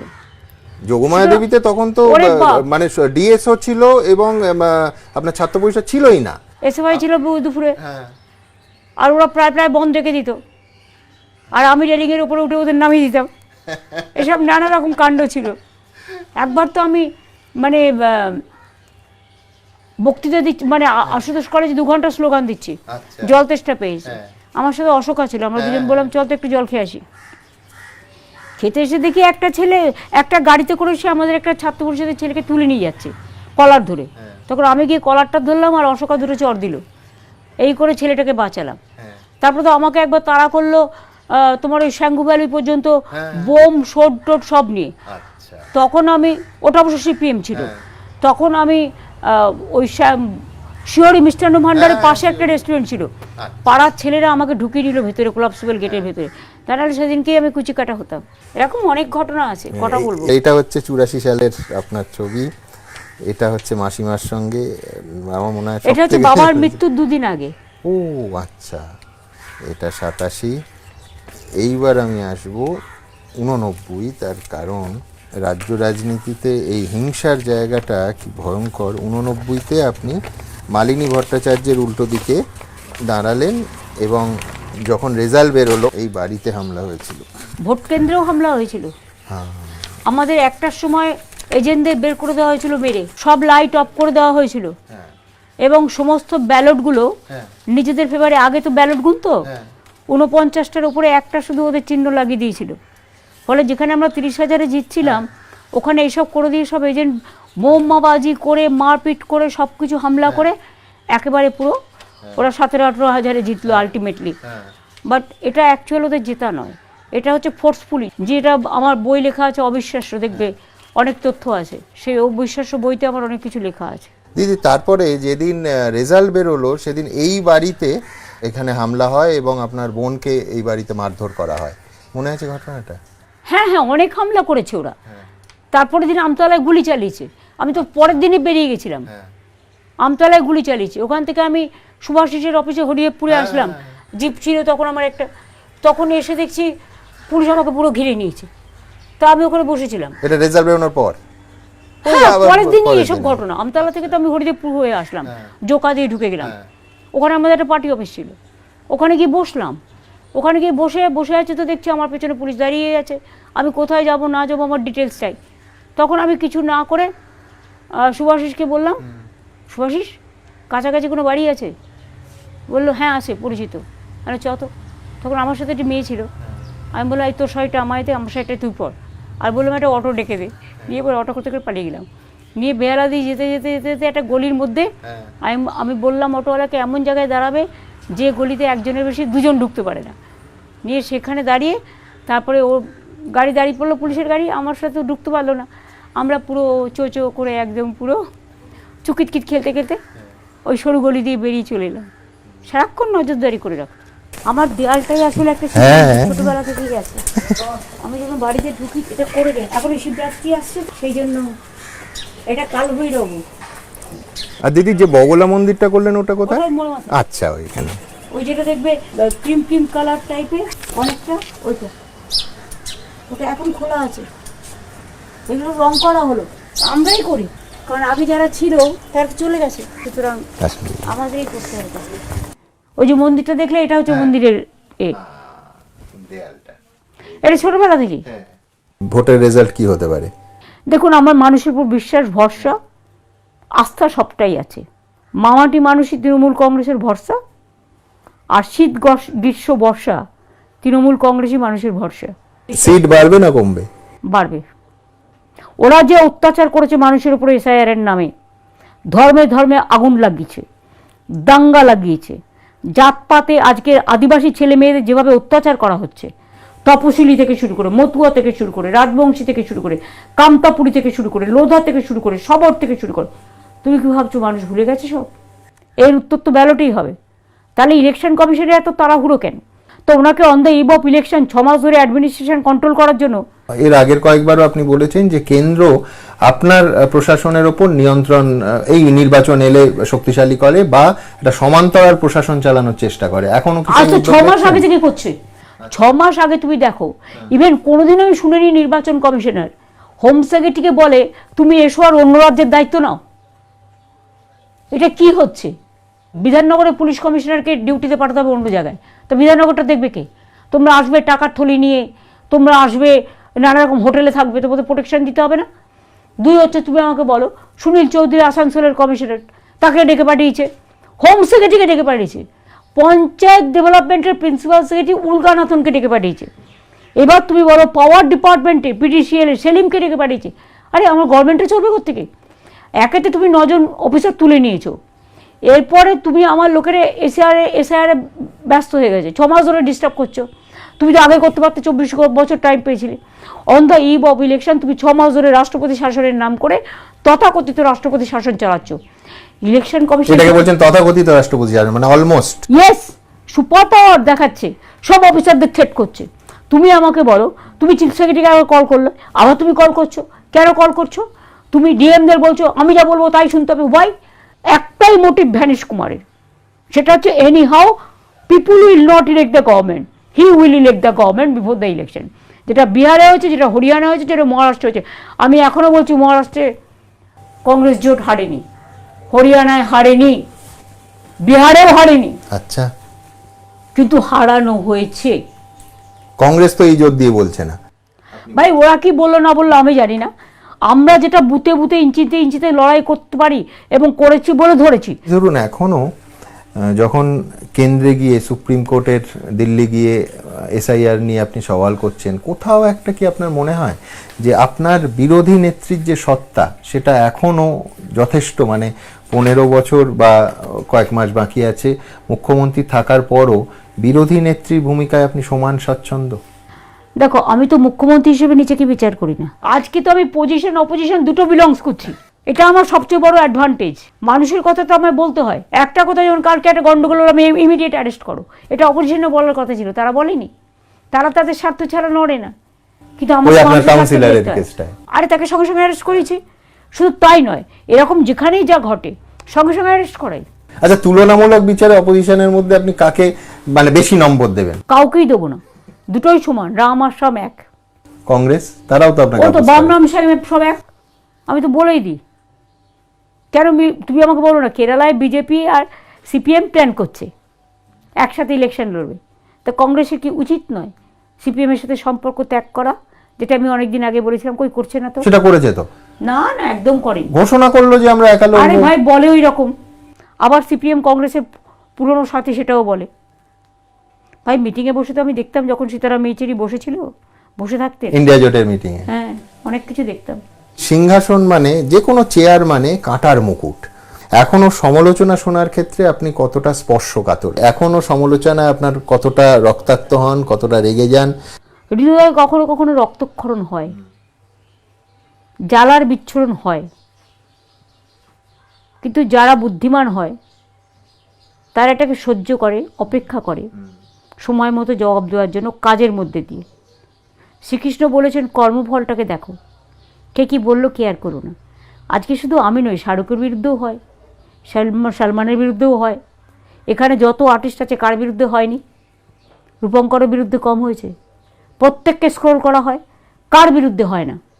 আর বিজেপি টোটালটাই আর্টিফিশিয়াল একটা। আপনার সরকারের কোনো বিষয় বা পুলিশের কোনো সমালোচনা যখন আমি স্টুডিওতে এরপরে করব, তখন মনে হবে যে সুমনকে কেন সাক্ষাৎকার দিলাম বাড়িতে ডেকে। তোমরা তো এমনিতেই করো, হ্যাঁ আমি কি জানি না? তোমরা প্রতিদিন কি করো সেগুলো আমি দেখতে পাই। কাজে তোমরা যে করো না তা তো নয়, তোমরা সবচেয়ে বেশি করো একদম, এবং এটাও ফ্যাক্ট। গণতন্ত্রে তো ধরুন আমারও সমালোচনার অধিকার আছে, কিন্তু তোমাদের আমি একটাই রিকোয়েস্ট করব, তোমরা একটা সাইড দেখবে না, তোমরা বোথ দ্য সাইড দেখবে। আমি তোমাকে একটা টোটাল স্টোরি বলছি, একটা ছোট্ট। আমি যখন রেলওয়ে মিনিস্টার ছিলাম, একটা কেস এসেছিল আমার কাছে, এটা আমার বড় শিক্ষা। ছেলেটা 26 বছর বয়স, পরীক্ষায় পাশ করে গেছে, ওরালে রিটিনে। আমাকে বলল ওর সুগার আছে, ওর ডায়াবেটিক পেশেন্ট, তাই চাকরিটা দেওয়া যাবে না। আমরা ইউ আর রং, এটা তোমার জাস্টিস হচ্ছে না, তুমি বরঞ্চ তাকে আরও মানসিকভাবে শান্তি দেবে, নিয়ে এসো ফাইল, আমি সই করে দিচ্ছি, এবার থেকে এটা অ্যালাউড হবে। ডায়াবেটিক পেশেন্ট মানে এটা তো তোর অপরাধ নয়। একদম, এই ব্যাধির জন্য কেন সে সাফার সুতরাং আমি করবে? অপোজিশনটাকে আমি নিজেকেই পজিশনে রাখি, নিজেকেই অপোজিশনে রাখি। সেটাই তো বললাম, আপনার প্রশাসনিক বৈঠক দেখলে তো তাই মনে হয়। হ্যাঁ, আপনি মুখ্যমন্ত্রী, আপনি বিরোধী দলনেত্রী, দাঁড়িপাল্লায় ব্যালেন্সটা আমাকেই করতে হবে। নিঃসন্দেহে এটা আমি বলবো যে সবসময় আপনিও যখন বিরোধী নেত্রী ছিলেন তখন সংবাদ মাধ্যম কিন্তু বিরোধীদের দিকে একটু, মানে যেহেতু রাষ্ট্রের দ্বারা যারা অপ্রেসড তাদের দিকে একটু ঝুঁকে থাকবে। আমরা হচ্ছে আয়নার মতো, যেটা হয়েছে দেখবেন নন্দীগ্রাম বা নেতাইতেও কখনো আমরা বলিনি যে বামফ্রন্টকে ভোট দিও না, তৃণমূলকে ভোট দাও, বা একে ভোট দাও, ওকে ভোট দিও না। সংবাদ মাধ্যম আয়নার মতো, এবং সেখানে সমালোচনা থাকবে, কিন্তু পাশাপাশি তারা একটু কিন্তু দাঁড়িপাল্লায় সংবাদ মাধ্যম দিদি অপোজিশনের দিকে ঝুঁকে থাকবে। আমরা তো এখানে অপোজিশনকে রেড কার্পেট দিয়ে রেখে দিয়েছি। আমরা দিল্লি গেলে ওরা আমাদের ব্ল্যাক কার্পেট দেয়। শোনো, আজকে অপ্রেসড আমরা, অপারেশন সাপ্রেশন যদি বলো, আজকে আমরা সবচেয়ে বঞ্চিত লাঞ্ছিত। যে ব্যবহার এই বিজেপির কাছ থেকে 14 সাল থেকে আমরা পাচ্ছি, বাংলাকে টোটাল বাঞ্ছনা, লাঞ্ছনা, অত্যাচার, তাদের আবার কি, তারা কি বিরোধী দলে আছে? তারা তো সরকারি দলের থেকে বেশি সুবিধা ভোগ করছে। সরকারি দল করতে পারে না। সরকারি দলের একটা কিছু কেউ করলে আমি তাকে অ্যারেস্ট করি, আর বিরোধী দল কোনো একটা ঘটনা ঘটলো, ধরো একটা পটকা ফাটলো, পাঠিয়ে দিল NIA কেস, পাঠিয়ে দিল ন্যাশনাল হিউম্যান রাইটস কমিশন, পাঠিয়ে দিল SC কমিশন। যখন ত্রিপুরায় ঘটনা ঘটে, যখন বিহারে ঘটে, যখন রাজস্থানে ঘটে, যখন উন্নাও ঘটে, যখন গুজরাটে ঘটে, তখন তোমরা কি করো? তখন তোমরা কি লাল আলু খাও না কচু খাও? অনেক ধন্যবাদ, অনেক ভালো থেকো, সুস্থ থেকো। দেখুন, ইতিহাসের ওপর সময়ের ধুলো পড়ে। এতক্ষণ আমরা চেষ্টা করলাম যে স্মৃতির পথ ধরে হেঁটে ইতিহাসের ওপর থেকে সেই ধুলো সরানোর, আর পাশাপাশি মানুষ মমতা বন্দ্যোপাধ্যায়কে চিনে নেয়া। এই পর্বগুলো আমরা শুরু করেছিলাম বিমান বসুকে দিয়ে। আজকে আপনারা পেলেন 30-এর বি হরিশ চ্যাটার্জি স্ট্রিটের বিখ্যাত বাসিন্দার একেবারে নিজস্ব স্বাক্ষর। আর এর পরের পর্বে আমাদের অতিথি থাকবেন রাজ্য বিজেপির সভাপতি শ্রমিক ভট্টাচার্য, আর সফর সঙ্গী আপনারা।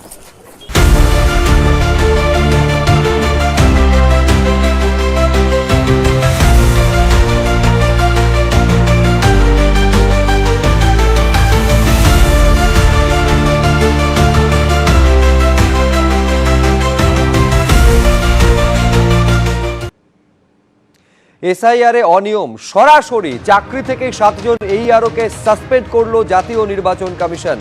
চাকরি থেকে 7 জন AEROকে সাসপেন্ড করা হলো। 13টি রাজ্যে এসআইআর চলছে, এই প্রথম সরাসরি সরকারি আধিকারিককে সাসপেন্ড করলো কমিশন। নথি যাচাইয়ে ক্ষমতার অপব্যবহারের অভিযোগ 4 জেলার 7 জন AEROকে সাসপেন্ড করা হলো। তার মধ্যে দক্ষিণ 24 পরগনা, মুর্শিদাবাদ, জলপাইগুড়ি, পশ্চিম মেদিনীপুর, এই 4টি জেলার 7 জন AERO রয়েছেন যাদের সাসপেন্ড করেছে জাতীয় নির্বাচন কমিশন।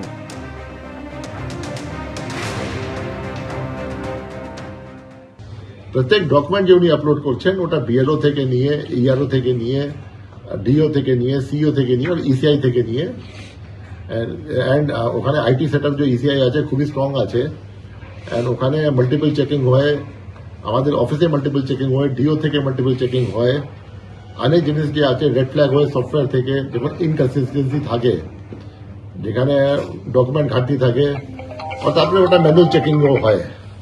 তো আমি এটাই বলছি কি যেটা আছে অ্যাজ পার রুল রেগুলেশন কাজ করাই বেস্ট আছে। এখনো যত এন্ট্রি হয়ে গেছে ওটা রিভিউ করে নেবেন, যত ডিসপোজাল আছেন রিভিউ করে নেবেন। টাইম আছে, time is there up to 21st, and it is better to exercise all the powers as per the law and guidelines. এই যে 7 জন AEROকে চাকরি থেকে